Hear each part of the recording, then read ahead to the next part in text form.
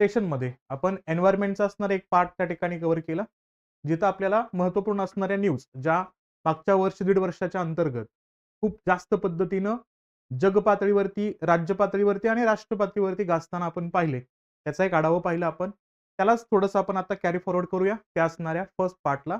आणि याच्यामध्ये काय-काय करायचं आपल्याला, तर याच्यामध्ये आपल्याला ग्लोबल वेमध्ये जायचं आहे थोडंसं, कारण एन्व्हायर्नमेंटचा अँगल पाहिला, तर बऱ्याच वेळा भारताचा पॉइंट ऑफ व्ह्यू हा ग्लोबलायझेशनच्या अंतर्गत किंवा ग्लोबली कशा पद्धतीनं पाहिला जातोय आणि भारत स्वतःला कशा पद्धतीनं रिप्रेझेंट करतोय, त्याच्याशी संबंधित क्वेश्चन जास्त असतात. मग थोडासा आपण जो मागच्या सेशनमध्ये राहिलेल्या मुद्द्याला आता थोडासा आहे त्या पुढच्या मुद्द्यामध्ये आणूया. त्यामध्ये पहिला पार्ट बघितला तर आपण येतो तो म्हणजे स्वच्छ भारत मिशनचा संदर्भ, जो 2 ऑक्टोबर 2014च्या या कालखंडामध्ये सुरू झालेला एक महत्त्वपूर्ण मिशनचा संदर्भ आपण म्हणूया, ज्याला आपण स्वच्छ भारत मिशनचा रेफरन्स देतो. त्याच्याच अंतर्गत आपण आणला होता, तो म्हणजे ओडीएफ प्लस दर्जा द्यायचा.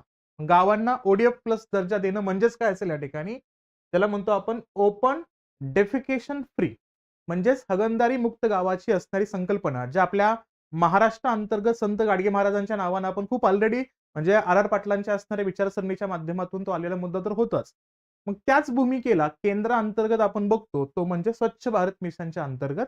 आणि काय अचीव्ह केलं आपण, तर 75% गावांना याचा प्लस दर्जा या ठिकाणी प्राप्त होताना दिसतोय. मग ह्या गोष्टी जेव्हा बघतो आपण, तर लक्षात काय घ्यायचंय? कोणता?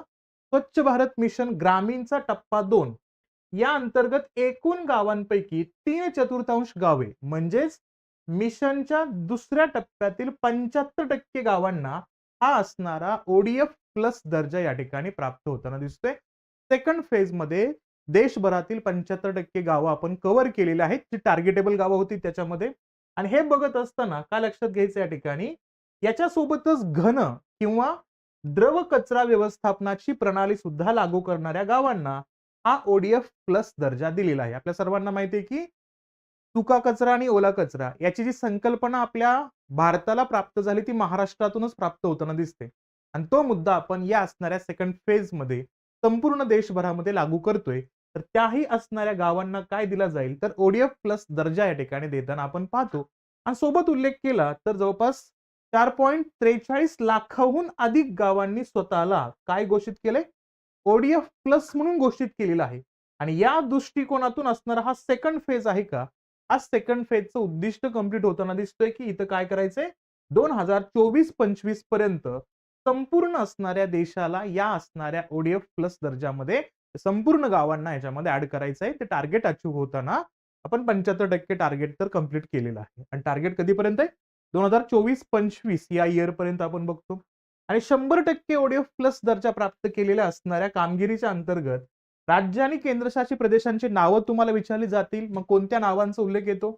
मग तो अंदमान निकोबार बेट असतील, दादरा नगर हवेलीचा उल्लेख येतोय, गोवा, गुजरात, हिमाचल प्रदेश, जम्मू आणि काश्मीर, कर्नाटक, केरळ, लडाख, पुदुचेरी, सिक्कीम, तमिळनाडू, तेलंगणा आणि त्रिपुरा या राज्यांचा उल्लेख याच्यामध्ये येतोय.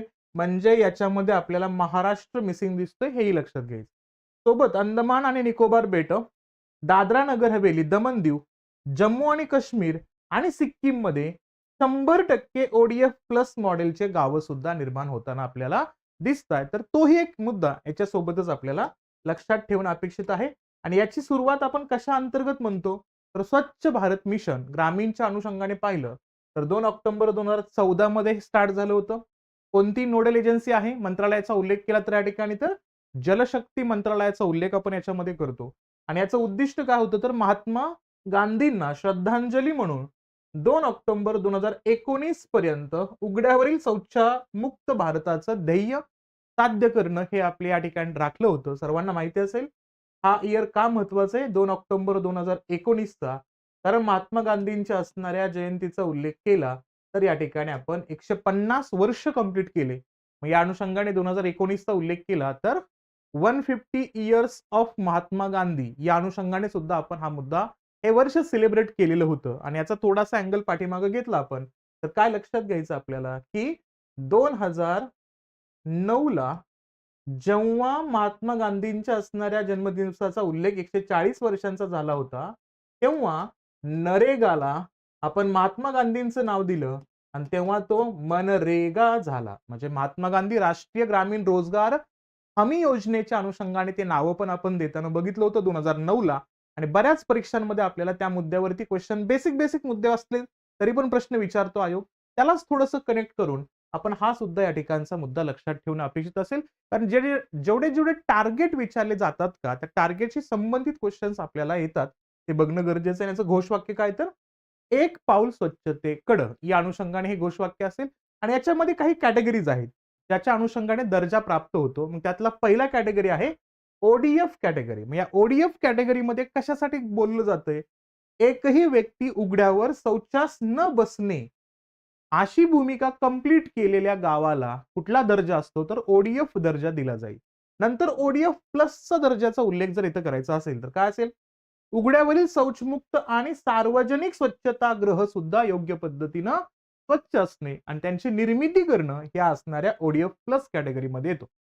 ओडीएफ प्लस प्लस कॅटेगरीचा उल्लेख केला तर पहिल्यांदा हा ओडीएफ प्लस मधल्या सगळ्या गोष्टी कंप्लीट करायच्या, प्लस दर्जा आणि त्या संदर्भातला असणारा जो काही गाळा असेल का त्याचं असणारं कलेक्शन असेल, सोबतच सेफ्टेज व्यवस्थापन असेल ना शौचालयांची, हे सगळे कव्हर करणं हे याच्यामध्ये आवश्यक असणार आहे. म्हणजे जो ड्रेनेजचा पार्ट येतोय आणि प्रत्यक्षात ज्याची असणारी सांडपाण्याची योग्य विल्हेवाट करणं असेल तर तो संदर्भ याच्यामध्ये येतो. आणि उल्लेख येतो शेवटचा वॉटर प्लस मध्ये सर्व सांडपाण्यावरती पीसीबीसी मानदंडानुसार प्रक्रिया कंप्लीट करणं अपेक्षित असणार आहे. म्हणजे जे सेंट्रलनं या असणाऱ्या सार्वजनिक व्यवस्थेमध्ये सांडपाण्याच्या असणाऱ्या निचरा संदर्भामध्ये जे काही प्रोटोकॉल मांडलेले आहे ते कंप्लीट केलेल्या असणाऱ्या प्रदेशांना कुठला दर्जा दिला जाईल? तर वॉटर प्लसचा दर्जा या ठिकाणी दिला जाईल. हा एक रेफरन्स याच्यामध्ये लक्षात घ्यायचा. म्हणजे स्वच्छ भारत मिशन ग्रामीण हा त्याच पद्धतीमध्ये चर्चेला येताना दिसतो. ठीक आहे. नंतर एक खूप महत्वपूर्ण न्यूज येते ती म्हणजेच कुठली? तर भारतामध्ये चित्ते परत एकदा एस्टॅब्लिश करण्याचा प्रयत्न येतोय 70 वर्षांच्या गॅप नंतर. परत एकदा चित्त्यांचं असणारं जे काही वावर आहे का ते आपल्याला भारतामध्ये जाणवायला सुरुवात झाली. आणि त्याचा मूळ मुद्दा बघितला तर आपल्याला माहिती असेल की 1951 मध्ये आपल्या भारतामध्ये एक सगळ्यात महत्वाचा सर्वे आला. तो मध्ये कुठला होता? तर चित्त्यांची गणना करण्यात आली. त्यावेळेस एकही चित्ता भारतात नव्हता. आणि तिथं असं सांगण्यात आलं होतं की 1948 मध्ये भारतात शेवटचा चित्ता दिसला होता. आणि म्हणून 1951-52 मध्ये चित्ता हा नामशेष झाला अशी असणारी अनाउन्समेंट भारताच्या माध्यमातून करण्यात आली. आणि आपल्या राज्यसेवेच्या प्रीलाच हे प्रश्न पण विचारून गेलेत की पुढीलपैकी कोणते असणारे प्राणी भारतातून नामशेष झालेले आहेत? मग त्यामध्ये एक शिंगी गेंडा, द्विशिंगी गेंडाचा उल्लेख त्याच्यामध्ये करण्यात आला होता. चित्त्यांच्या नावाचा उल्लेख करण्यात आला होता. हे माहिती असले पाहिजेत. आणि त्यामध्ये आता काय करतोय आपण? तर 2 देश निवडतोय ज्याच्यामधून आपण काय करतोय? चित्ते भारतामध्ये आणतोय. आफ्रिकन चित्त्यांचा रेफरन्स याच्यामध्ये येतो. मग त्यामध्ये सगळ्यात पहिल्यांदा उल्लेख केला तर कोण असेल इथं? तर तो असेल नाम्बिबिया. नाम्बिबिया नंतर कोण असणार आहे? South Africa. आणि या महिन्यामध्ये उल्लेख केला तर मे 2024 बद्दल बोलतोय मी. याच्यामध्ये कोण येतोय या ठिकाणी? तर याच्यामध्ये येतोय केनिया. लक्षात घ्यायचं.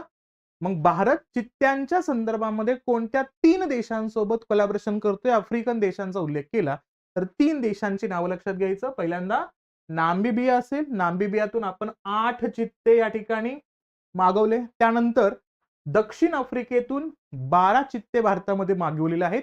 तुमच्यापैकी कोणी मला कमेंट बॉक्समध्ये सांगाल का? आता रिसेंटली या असणाऱ्या दक्षिण आफ्रिकेमध्ये कोणती असणारी महत्वपूर्ण आंतरराष्ट्रीय समिट कंप्लीट झालेली आहे? हे तुम्ही मला सांगणार आहात. 2023च्या अनुषंगाने आपण म्हणूया. ठीक आहे. मग इथून असणारे चित्ते आणि आता कोणत्या देशासोबत कोलॅबोरेशन चालू आहे भारताचं? केनिया सोबतचं. मग काय लक्षात घेतो आपण? 18 फेब्रुवारी 2023 मध्ये शोपूर मध्य प्रदेश येथील असणाऱ्या कुठला? कुनो राष्ट्रीय उद्यान. लक्षातच ठेवायचं कुठला उल्लेख केला जातोय? शोपूर मध्य प्रदेश. कुनो राष्ट्रीय उद्यानामध्ये याचा असणारा संदर्भ ऍड करायचा आहे. आणि महत्वपूर्ण उल्लेख काय लक्षात घ्यायचं की या भागात सोडण्यात आल्यानंतर यामध्ये ज्या असणाऱ्या चित्त्यांचा मृत्यू झाला त्याचाही संदर्भ खूप गाजलेला आहे. तोही लक्षात ठेवायचा. पण इथं मध्य प्रदेशाचे असणारे मुख्यमंत्री शिवराज सिंग चौहान असतील, केंद्रीय वने आणि पर्यावरण मंत्री भूपिंदर यादव असतील यांच्या हस्ते आलेल्या या असणाऱ्या चित्त्यांमध्ये 7 नर आणि 5 मादींचा समावेश याच्यामध्ये होता. आणि चित्त्याची दुसरी तुकडी जी आहे का ही दुसऱ्या तुकडीचा उल्लेख याच्यामध्ये केला जातोय. कारण पहिल्या तुकडीमध्ये 8 आपण मागितले होते. नामिबियाकडनं. ओके, हा पहिला समूह नामिबियातून आला होता 17 सप्टेंबर 2022. हा डेट पण खूप महत्वाचा, या दिवशी आलेले होते. आणि माजी केंद्रीय पर्यावरण मंत्री जयराम रमेश यांनी युपीए सरकारच्या कारकिर्दीत 2009 मध्ये भारतात पुन्हा चित्ते बसवण्यासाठी प्रोजेक्ट चित्त्याचा प्रारंभ केला होता. म्हणजे या प्रोजेक्ट चित्त्याबद्दलची असणारी जी काही मूळ व्यवस्था आहे का, ते दिसते कधी आपल्याला 2009 मध्ये. आणि कोणाचा उल्लेख करायचा या ठिकाणी? जयराम रमेश यांच्या नावाचा उल्लेख करायचा. आणि देशातील शेवटच्या चित्त्याचा उल्लेख केला तर 1947-48 चा उल्लेख येतो. बऱ्याच रेफरन्स बुक मध्ये 48 आहे म्हणून मी 48 सांगतो इथं. आणि उल्लेख काय करायचा तर कुठे दिसला होता? छत्तीसगड मधील असणाऱ्या कोरिया जिल्ह्यातील मृत्युमुखी पडला होता. आणि 52 मध्ये काय केला होता? तो नामशेष झालेला आहे असं तिथं अनाउन्समेंट केलं होतं. आणि त्या अनुषंगाने किती वर्षानंतर? 70 वर्षानंतर भारतामध्ये चित्त्यांचा या ठिकाणी एक प्रकार चित्ते आणतोय, पण त्यासोबत चित्त्यांचा जन्म पण होतोय. आणि जन्माचा उल्लेख केला तर नाव लक्षात ठेवायचं कुठलं? सियाया नामक मादीने 29 मार्च 2023 रोजी शावकांना जन्म दिला. आणि तब्बल 7 दशकानंतर भारताचा जन्म होताना दिसतोय. आणि 4 शावकांचा उल्लेख केलाय कोणत्या नावानं? आशा, पवन, नभा, ज्वाला. तुम्ही म्हणाल मास्तर ही नावं पण लक्षात ठेवायची का? तर हो, एमपीएससी कोणत्याही अँगलमध्ये क्वेश्चन करू शकतो, त्यांची नावं मांडू शकतो विधानामध्ये. तर त्या अनुषंगाने किमान 1-2दा वाचणं आपल्याला अपेक्षित असणार आहे. आणि यांच्या गर्भधारणेचा कालावधी बघितला तर तो साधारण 90 दिवसांचा असतो. आणि सोबतच भारतामध्ये 9 चित्त्यांचा मृत्यू सुद्धा झालाय. आणि या कुनो राष्ट्रीय उद्यानामध्ये परत तोच मुद्दा चर्चेमध्ये आहे की हा राष्ट्रीय उद्यान त्यांच्या हॅबिटेटसाठी, त्यांच्या अधिवासासाठी योग्य आहे का? हा मुद्दा परत एकदा डिस्कस व्हायला सुरुवात झाला होता. आणि इथं 9 चित्त्यांचा मृत्यू होतोय. आणि कुनोमध्ये आतापर्यंत 15 चित्ते उरलेले आहेत. त्यामध्ये 7 नर, 7 माद्या आणि 1 मादी बछडा यांचा समावेश आहे. आणि हैदराबाद मधील असणाऱ्या चित्त्याचा मृत्यू सुद्धा या ठिकाणी हायलाइट होतोय. आणि तो पाहिला तर हैदराबाद शहरातील असणाऱ्या नेहरू झूलॉजिकल पार्क मध्ये असलेल्या एकमेव चित्त्याचा हृदयविकाराच्या झटक्याने 26 मार्च 2023 रोजी मृत्यू झाला. आणि 15 वर्ष वय असलेल्या चित्त्याचं नाव काय होतं? अब्दुल्ला. जो एकमात्र असणारा चित्ता या असणाऱ्या हैदराबादच्या शहरातील असणाऱ्या झूलॉजिकल पार्क मध्ये होता. त्याचाही मृत्यू झालेला आहे. नाव लक्षात घ्यायचं, अब्दुल्ला. आणि सौदी अरेबियाच्या असणाऱ्या राजकुमाराने 10 वर्षापूर्वी या पार्कला भेट दिली होती. आणि तेव्हा त्यांनी भेट म्हणून हा असणारा चित्ता उद्यानाला दिला होता. म्हणजे चित्त्यांबद्दलचा असणारा जे काही मूळ संदर्भ आहे का, तो जेव्हा 2009 ला चर्चेमध्ये आला होता, त्यानंतर 2010 ला सौदी अरेबियाच्या असणाऱ्या राजकुमारानं तो चित्ता दिला सुद्धा होता. पण त्या चित्त्याचं किती वर्षानंतर निधन होताना बघतोय आपण या ठिकाणी. तर हा संदर्भ येतोय 2010 नंतरचा. तर 23 मध्ये 13 वर्षानंतर या ठिकाणी मृत्यू होतोय. त्यामुळे हेही लक्षात घेणं आपल्याला अपेक्षित असणार आहे. ठीक आहे. आता या चित्त्यांच्या सोबतच एक मुद्दा, एक घटना वारंवार चर्चेमध्ये असते, ती म्हणजे पशुगणनेची. म्हणून काय लक्षात घ्यायचं? पशुसंवर्धन आकडेवारी 2023. ही गणना तुम्हाला जिओग्राफीच्या अँगलनं पण लक्षात ठेवायची, एन्व्हायरमेंटच्या अँगलनं पण लक्षात ठेवायची आणि करंट अफेअरच्या अँगलनं पण लक्षात ठेवायची. डायरेक्टली विचारली जातील. मग याच्यामध्ये काय आहे?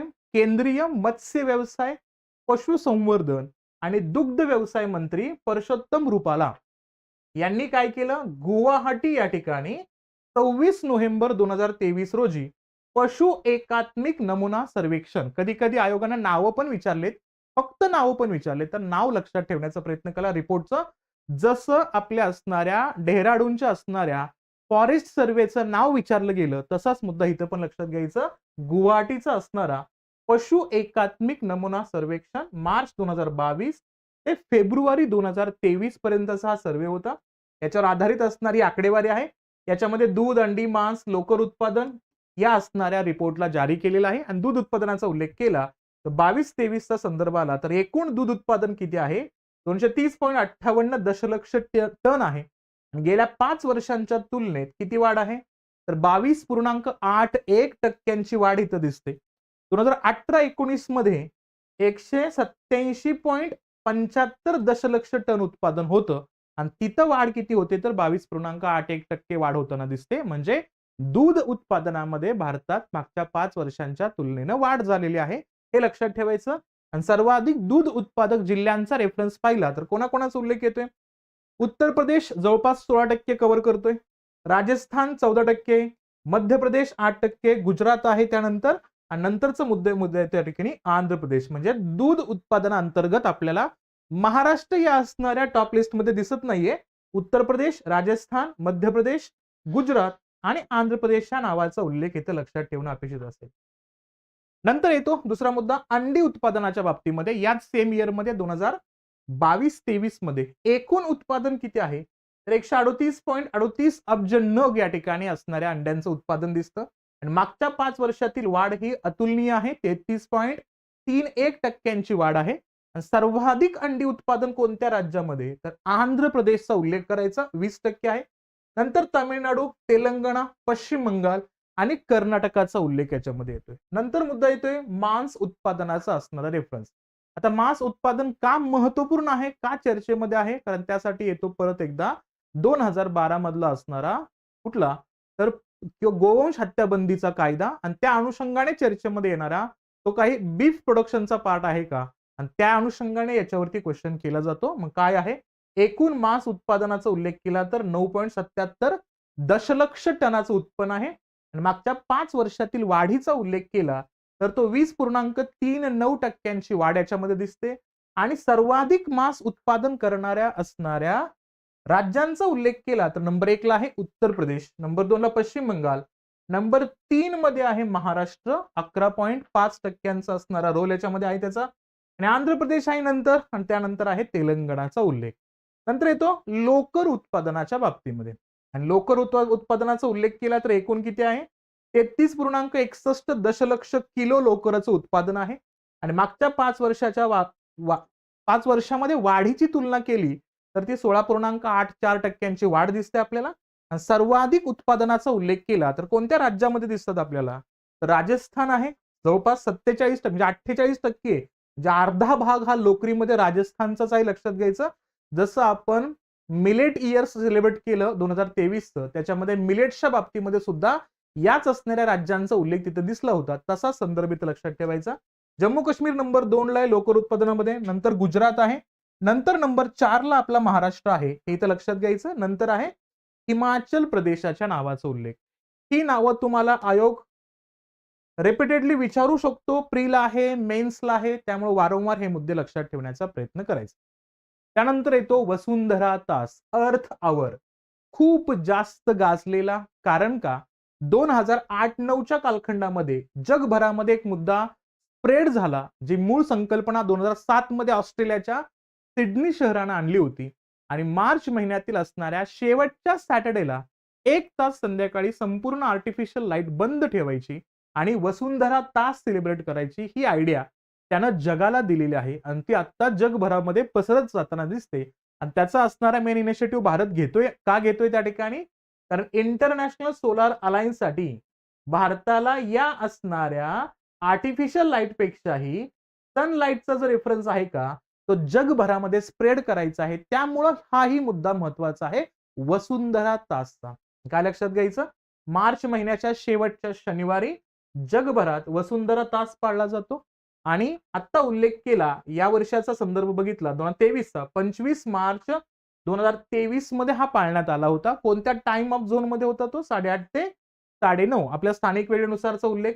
दिवे बंद करून पृथ्वीचं रक्षण करण्याच्या वचनबद्धतेला आणि हवामान बदलाविरुद्धच्या कृतींना पाठिंबा देण्याचं असणारं वचन याच्यामध्ये घेतलं जातं.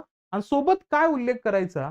तर world wild fund for nature, WWF द्वारे दरवर्षी वसुंधरा तास आयोजित केला जातो.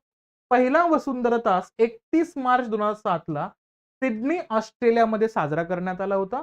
आणि जगातील सर्वात मोठी तळागाळातील चळवळ म्हणून या असणाऱ्या अर्थ आवरला पाहिलं जातं. म्हणून अर्थ आवरचा रेफरन्स आपल्याला इथं लक्षात घ्यायचा, जो चर्चेमध्ये येतो, ज्याची सुरुवात आपल्याला ऑस्ट्रेलिया मधून होताना दिसते. म्हणून तो एक पार्ट लक्षात घेणं अपेक्षित असेल. ठीक आहे. त्यानंतर चर्चेमध्ये आहे कंटिन्युअसली आणि राहतोच बऱ्याच अंशी, तो म्हणजे काय? अर्थक्विकचा मुद्दा, भूकंपाचा रेफरन्स. जसं आपण सर्वांनी आइसलँड बद्दल ऐकलं असेल. कुठला रेफरन्स येतोय त्या ठिकाणी? तर हा मुद्दा येतो कुठं? जो आपला ब्रिटन आहे, ब्रिटनच्या वरचा असणारा जो भाग आहे, ग्रीनलँडच्या जवळचा आइसलँड, त्या आइसलँडमध्ये 14 तासाच्या कालखंडामध्ये 800 भूकंपाचे धक्के जाणवले होते. म्हणजे भूकंप कंटिन्युअस चर्चेमध्ये राहतो. त्यामुळं व्होल्कॅनो इरप्शन असेल, भूकंप असेल, याच्याशी संबंधित क्वेश्चन आयोग करतोच. सोबतच प्राकृतिक असणाऱ्या घटनांमध्ये जिओग्राफीच्या अँगलनं जोड्या लावावरती सुद्धा आयोगानं क्वेश्चन खूप केलेला आहे. म्हणून एक मुद्दा पाहिला तर या ठिकाणी गोरोक्को मध्ये भूकंप होताना दिसतात. तर या ठिकाणी लक्षात घ्यायचा, सॉरी, मोरोक्कोचा उल्लेख करूया. 4थ्या क्रमांकाचं मोठं शहर असलेल्या या माराकेशला 9 सप्टेंबर 2023 रोजी शक्तिशाली भूकंपाचा धक्का बसला आणि 2000 पेक्षा जास्त नागरिक ठार झाले. ॲटलास पर्वतरांगाच्या खेड्यांपासून माराकेशच्या ऐतिहासिक शहरापर्यंत अनेक इमारतींचं नुकसान पण झालं आणि हा किती या ठिकाणी रिश्टर स्केलचा असणारा भूकंप होता. 6.8 रिश्टर स्केलचा असणारा भूकंप याच्यामध्ये होता आणि जोस प्रांतला या भूकंपाचा सर्वाधिक फटका आपल्याला बसताना दिसतोय. आणि या असणाऱ्या माराकेश मधल्या 12व्या शतकात बांधलेल्या असणाऱ्या प्रसिद्ध कौतोबिया मशिदीचं सुद्धा नुकसान झालेलं आहे.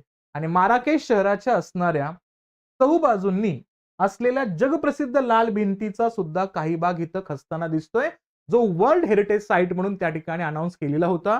तर त्यामुळे त्याचा असणारा डॅमेजिंग पार्ट त्या ठिकाणी आपल्याला गाजताना दिसतोय. आणि थोडंसं आतापर्यंतच्या असणाऱ्या सर्वाधिक तीव्रतेच्या भूकंपाचा उल्लेख करायचा असेल तर कोणकोणत्या असणाऱ्या ठिकाणांचा संदर्भ याच्यामध्ये येतोय, तर इथं लक्षात घ्यायचं, तो आहे पहिला तो वाल्दिविया चिली मधला 1960 मधला. आणि किती रिश्टर स्केलचा असणारा तो भूकंप होता?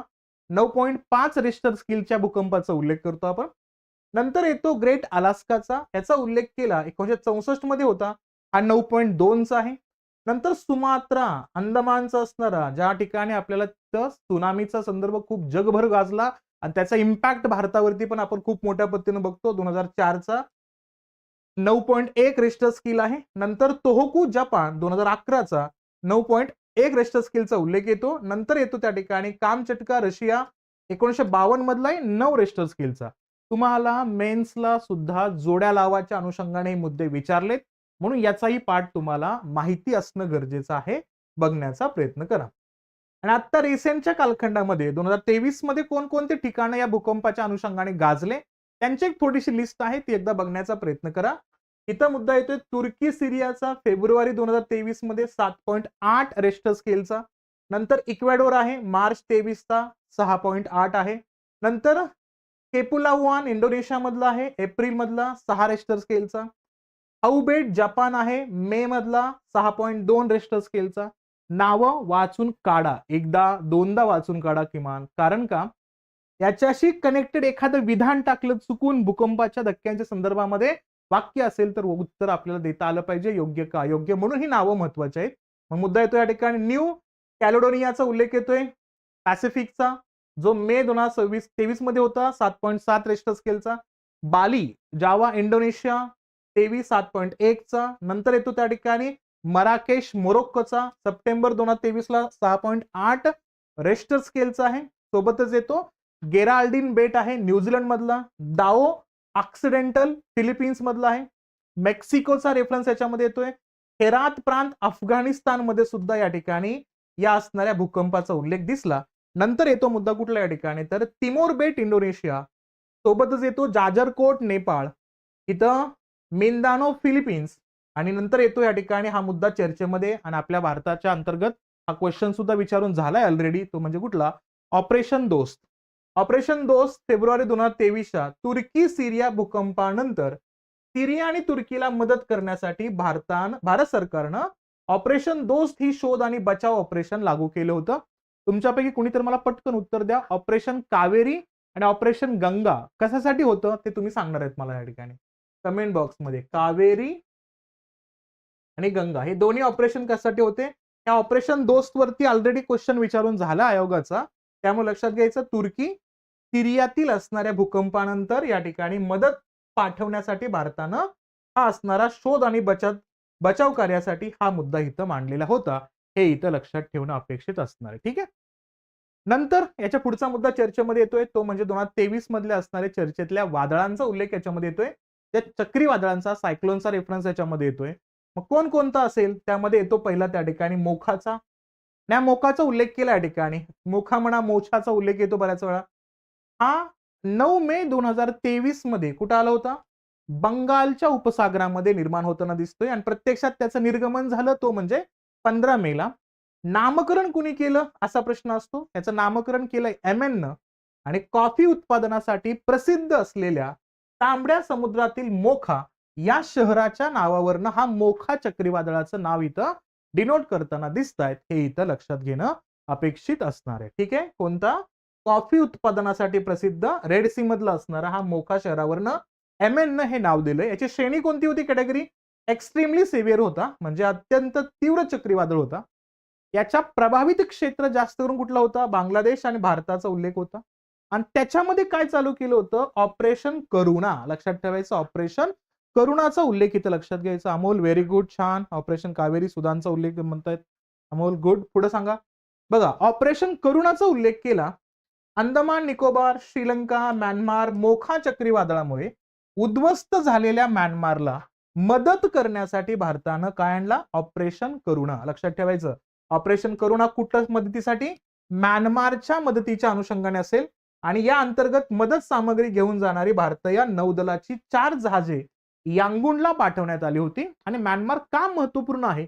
तर म्यानमारचा मुद्दा हा वारंवार चर्चेमध्ये येतो तिथल्या असणाऱ्या मिलिटरी कूमुळे, आणि त्या अनुषंगाने भारताच्या प्रेझेन्सचा रेफरन्स त्या ठिकाणी चर्चेमध्ये राहतो.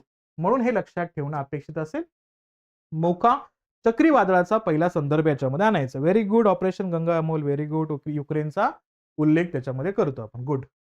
नंतर येतो बिपरजॉय चक्रीवादळाचा मुद्दा. चर्चेमध्ये खूप आहे बिपरजॉयचा, कारण त्याचा असणारा झोन आहे अरबी समुद्राचा. आपल्या सर्वांना माहिती आहे या ठिकाणी की जेव्हा जेव्हा आपण ओशनिक पार्टचा उल्लेख करतो आणि या असणाऱ्या सायक्लोनचा रेफरन्स बनतो, अरेबियन सी मध्ये जास्त आपल्याला सायक्लोन्स दिसत नाही. ते कुठे दिसतं? त्या ठिकाणी बे ऑफ बेंगॉल मध्ये आपल्याला सगळ्यात जास्त असणारे सायक्लोन दिसतात. पण मागच्या 2-3 वर्षामध्ये फ्रिक्वेन्सी वाढली. कुठं? या असणाऱ्या अरेबियन सी अंतर्गत फ्रिक्वेन्सी वाढताना दिसते. म्हणून प्रश्न येतो आणि लक्षात घ्यायचा, हा 6 जून 2023 ला बिपरजॉय चक्रीवादळ आहे का? तो अरबी समुद्रामध्ये दिसतो. आणि याचं निर्गमन म्हणजे तो कधी संपला? 19 जूनला. याचं नामकरण कुणी केलं? तर बांगलादेशनं नामकरण केलंय. याचा अर्थ काय होतो या ठिकाणी? बिपरजॉयचा आपत्ती असा अर्थ होतो. आणि याची श्रेणी कोणती होती? सेम एक्स्ट्रीमली सेव्हिअर श्रेणी होती. याचं प्रभावित क्षेत्र कुठलं होतं? तर भारत पाकिस्तानचं असणारं क्षेत्र या ठिकाणी प्रभावित होता. नंतर येतो तेज चक्रीवादळाचा उल्लेख. हा तेज चक्रीवादळ 20 ऑक्टोबर 2023 ला अरबी समुद्राअंतर्गतच आपल्याला या ठिकाणी पाहायला मिळतो. 24 ऑक्टोबरला तो कंप्लीट झाला. पण याचा असणारं श्रेणी एक्स्ट्रीमली सेव्हिअरच होता. याचं नामकरण कुणी केलं तेज चक्रीवादळाचं? तर ते भारतानं केलेलं आहे. पण याचा प्रभावित क्षेत्र कोणतं आहे? तर सोकोत्रा असेल, MN असेल, ओमान असेल, सोबतच उल्लेख केला सौदी अरेबिया असेल, तर हे असणारे झोन आपल्याला इम्पॅक्ट करताना दिसतात. तर त्याचा उल्लेख इथं लक्षात घेणं अपेक्षित असणार आहे. ठीक आहे.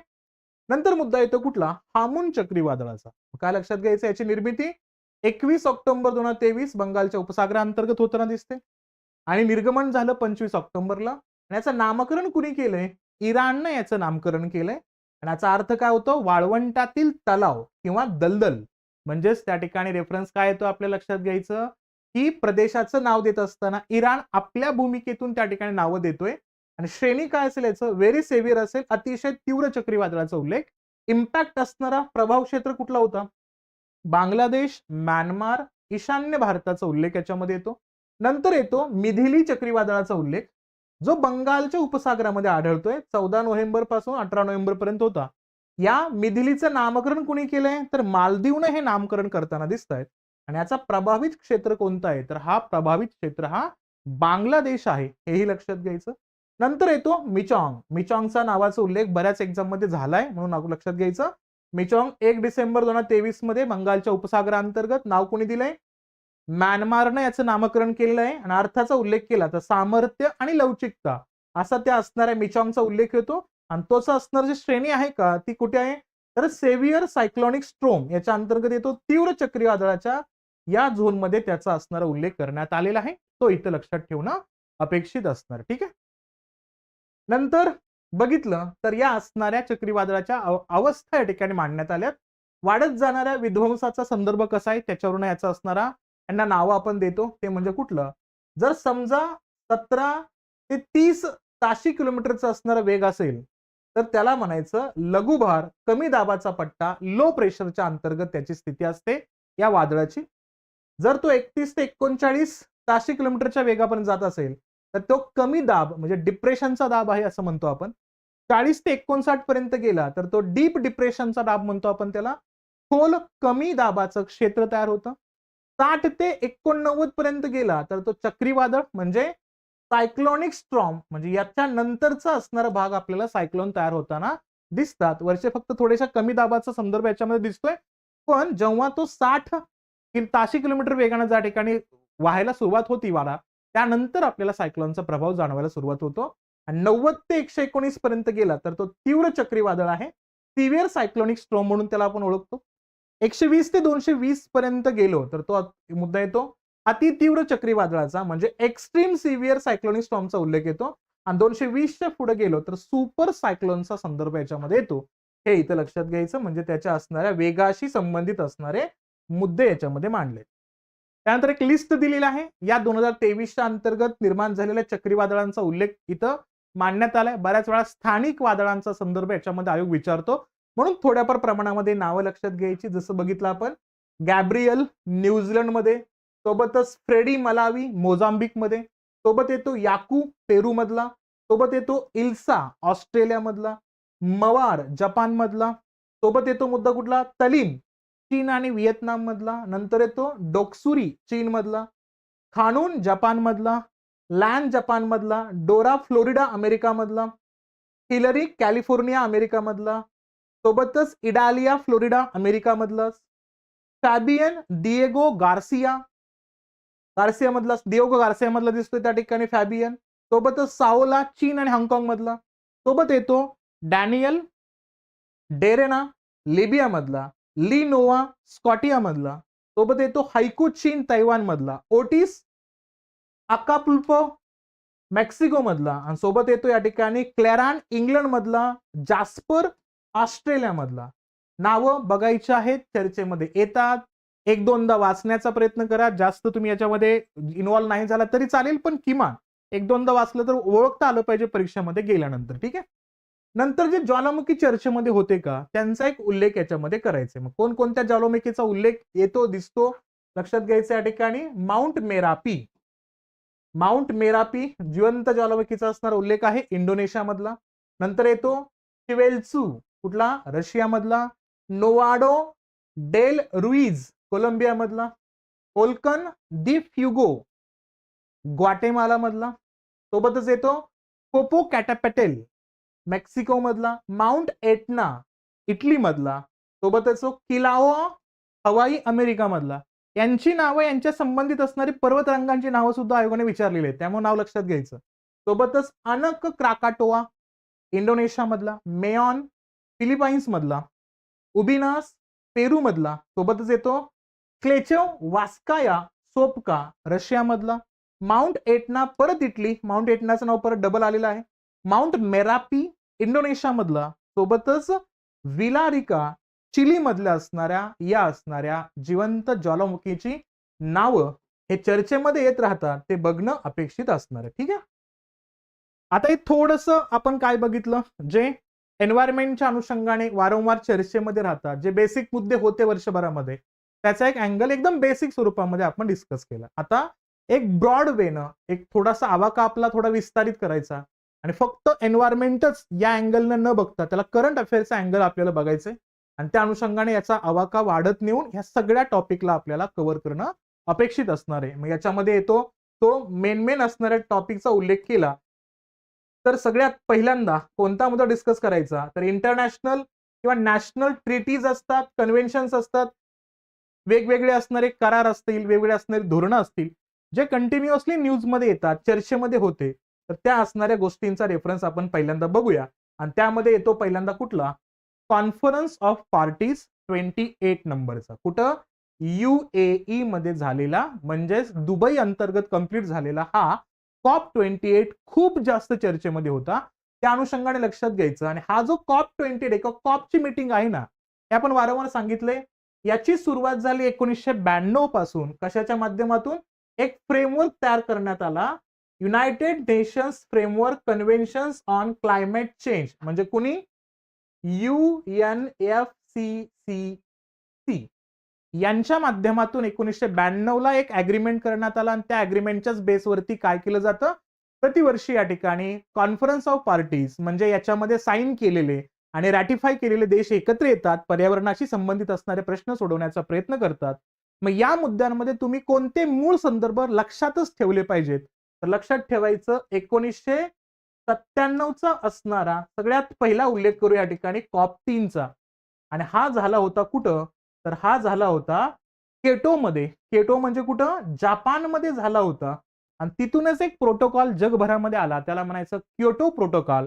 तर तुमच्यापैकी कोणी सांगाल का मला, हा जो क्योटो प्रोटोकॉल आहे का, तो एन्व्हायरमेंटच्या कोणत्या मुद्द्यासाठी खूप जास्त चर्चेमध्ये होता आणि वारंवार प्रश्न तुम्हाला याच्यावरती विचारण्यात आलेत. म्हणून जपानचा COP3 1997चा लक्षात ठेवायचा. आता COPचे मुद्दे आले आणि भारतामध्ये हा मुद्दा चर्चेमध्ये कधी होता का? तर हेही संदर्भ लक्षात ठेवायचं की आपल्या भारताचा उल्लेख केला तर आपण बघतो COP8चा. आणि COP8चा उल्लेख केला तर त्याचा उल्लेख करायचा 2002 मध्ये. तो न्यू दिल्ली भारतामध्ये होस्ट झाला होता आणि यामध्ये एक संदर्भ येतो, तो म्हणजे कुठला? तर तो होता दिल्ली डिक्लेरेशनचा. नाव लक्षात घ्यायचं, जापानमध्ये क्योटो प्रोटोकॉलचा उल्लेख आणि 2002चा COP8चा उल्लेख करतोय आपण भारतासाठी न्यू दिल्लीमध्ये झालेला कॉन्फरन्स ऑफ पार्टीचा मुद्दा. आणि काय लक्षात ठेवायचं? दिल्ली डिक्लेरेशन झालं होतं आणि इथं काय सांगितलं होतं? तर इथं अंडर डेव्हलप्ड कंट्रीमध्ये डेव्हलपिंग फंड तयार करावा आणि जे डेव्हलप्ड कंट्रीज आहेत का, विकसित देश आहेत का, त्यांनी पैसा द्यायचा. जे अविकसित आहेत, विकसनशील देश आहेत, त्यांच्या विकासासाठी पर्यावरणाची बाजू विचारात घेऊन त्यांचा विकास व्हावा यासाठी त्यांना फंडिंग द्यावं, यासाठी दिल्ली डिक्लेरेशन झालं होतं. हे लक्षात ठेवायचं. हे दोन्ही मुद्दे या अनुषंगाने आणि या असणाऱ्या कॉन्फरन्स ऑफ पार्टीचा उल्लेख केला तर वारंवार चर्चेमध्ये एक मुद्दा येतो, जगभरामध्ये काय करायचंय? जे काही ग्लोबल वॉर्मिंग आहे का, त्याच्यामध्ये जो पॅरिस अग्रीमेंटचा संदर्भ येतो, पॅरिस अग्रीमेंटचा उल्लेख केला तर त्या ठिकाणी COP15चा रेफरन्स आपण येतोच. त्याच्यामध्ये 1.5 डिग्री सेल्सिअस पेक्षा जास्त तापमान वाढू नये त्याची खबरदारी घ्यायची, त्याच्यावरती सुद्धा हा मुद्दा फोकसमध्ये आणला गेला होता.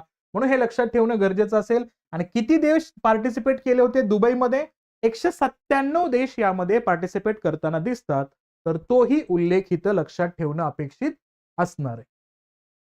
आता या COP28 मध्ये स्पेसिफिकली बोलायचं असेल तर कोणकोणते महत्वपूर्ण घटक घडले हे लक्षात घेणं गरजेचं असेल. मग कोणाकोणाचा उल्लेख करायचा याच्यामध्ये सगळ्यात पहिल्यांदा बघितलं तर इथं लक्षात घ्यायचं फॉसिल फ्युअल.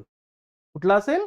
फॉसिल फ्युअलचा उल्लेख याच्यामध्ये येतोय. म्हणजेच काय की प्रत्यक्षात जे ज्वलनीय असणाऱ्या पदार्थांचा संदर्भ येतोय, जे प्रत्यक्षात कार्बन उत्सर्जन खूप जास्त मोठ्या प्रमाणामध्ये करतायत, अशा इंधनाच्या असणं, ज्याला जीवाश्म इंधनाचं स्वरूप म्हणतो आपण, त्यांच्या वापराला कमी करण्याचं टार्गेट या ठिकाणी आखण्यात आलेलं आहे. आणि इथं सांगण्यात आलंय की काय 200 देशांनी काय केलं, याच्यामध्ये शपथ घेतलेली आहे या फॉसिल फ्युअलचा यूज कमी करायचा आहे. पार्टिसिपेट होतात किती देश? पार्टिसिपेट होतात 197 कंट्रीज. पण 200 देश या ठिकाणी शपथ घेतात काय करायचंय? फॉसिल फ्युअल या ठिकाणी पूर्णतः वापर कमी करायचंय. पहिला मुद्दा. दुसरा मुद्दा काय? Global renewable and energy efficiency pledge. लक्षात घ्यायचं, नवीकरणीय ऊर्जा स्रोतांच्या वापराची एक शपथ घेतली जाते आणि ती शपथ घेतली जाते ती म्हणजेच काय? तर त्याला म्हणायचं या ठिकाणी triple the world installations of renewable energy. काय करायचंय? जगभरामध्ये जे टार्गेट ठेवलं आहे ना, ते टार्गेट म्हणजेच काय? 2030 पर्यंत 11,000 गिगावॅट कॅपॅसिटीचं नवीकरणीय ऊर्जा क्षेत्र तयार करायचे. म्हणजे अगोदरचं जे टार्गेट होतं ना COP27 मधलं, त्याला तिप्पट केलेलं आहे आणि ते टार्गेट या असणाऱ्या नवीकरणीय ऊर्जाच्या निर्मितीच्या अनुषंगाने 2030 पर्यंत वाढवायचंय. सगळ्यात महत्वाचा मुद्दा, टार्गेट कोणता आहे असं इयर विचारता, 2030 आहे. किती गिगावॅटचा रेफरन्स आहे? कमीत कमी 11,000 गिगावॅटचं असणारं एनर्जी प्रोडक्शनचा रेफरन्स याच्यामध्ये येतोय, हे लक्षात घ्यायचं. सोबत याच COP मध्ये अतिशय चर्चेमध्ये असणारा फंड, ज्याला म्हणायचं लॉस अँड डॅमेज फंड. लक्षात घ्यायचं, लॉस अँड डॅमेज फंड. आणि हा तयार करण्यासाठी सगळ्यात मोठा असणारा जो मुद्दा मांडला तो पाकिस्ताननं मांडलेला आहे, हे लक्षात घ्यायचं. आणि यासाठी कितीचा फंड करण्यात आलेला आहे? 800 मिलियन अमेरिकन डॉलरचा. किती? 800 मिलियन अमेरिकन डॉलरचा, ज्या ठिकाणी पर्यावरण सदृश असणाऱ्या धोक्यांचा, पर्यावरणाच्या असणाऱ्या दुर्बलतेच्या संदर्भामध्ये ज्या ठिकाणी आपत्ती आलेली आहे त्यांना स्वतःला पुन्हा उभारण्यासाठी त्यांना रक्कम दिली जावी, त्यासाठी लॉस अँड डॅमेज फंड आलेला आहे. किती? 800 मिलियन अमेरिकन डॉलरची रक्कम याच्यामध्ये येते. नंतर येतो ग्लोबल गोल ऑन अडॅप्टेशन. जागतिक एक टार्गेट ठेवलेला आहे आणि तो स्वीकारलाय जगानं. आणि तो कोणता स्वीकारला या ठिकाणी? तर COP28च्या अंतर्गत एक महत्वपूर्ण मुद्दा मांडलाय, जो पॅरिस अग्रीमेंट मध्ये निर्णय घेतला होता. तो म्हणजे काय? जगाचं तापमान जो आहे ना, ग्लोबल वॉर्मिंगचं तापमान कितीपर्यंत न्यायचंय? 1.5 सेल्सिअस पर्यंतच ठेवायचंय. झालंच इम्पॉसिबल झालं ते, तर 2 डिग्री सेल्सिअस पर्यंतचं असणारं टार्गेट अचीव्ह करायचंय. त्यामुळे हे मुद्दे लक्षात ठेवायचे. आणि सोबतच एक महत्वपूर्ण असणारा प्लेज, अजून एक शपथ घेतली जाते. कोणती? Global cooling pledge. आणि हे घेतलेलं आहे 66 देशांनी. आणि काय सांगितलंय 66 देशांनी घेत असताना? हे जे काही कार्बन इमिशन्स आहेत का, जे प्रदेशांना, वातावरणाला थंड करण्यासाठी असणारे जे काही केमिकल वापरले जातात, जे घटक वापरले जातात का, त्याला 68% कमी करायचे. किती देश घेतात शपथ? 66 देश. आणि जे वातावरण थंड करण्यासाठी आर्टिफिशियल असणाऱ्या गॅसेसचा वापर केला जातो, त्याचं प्रमाण किती टक्क्यांनी कमी करायचे?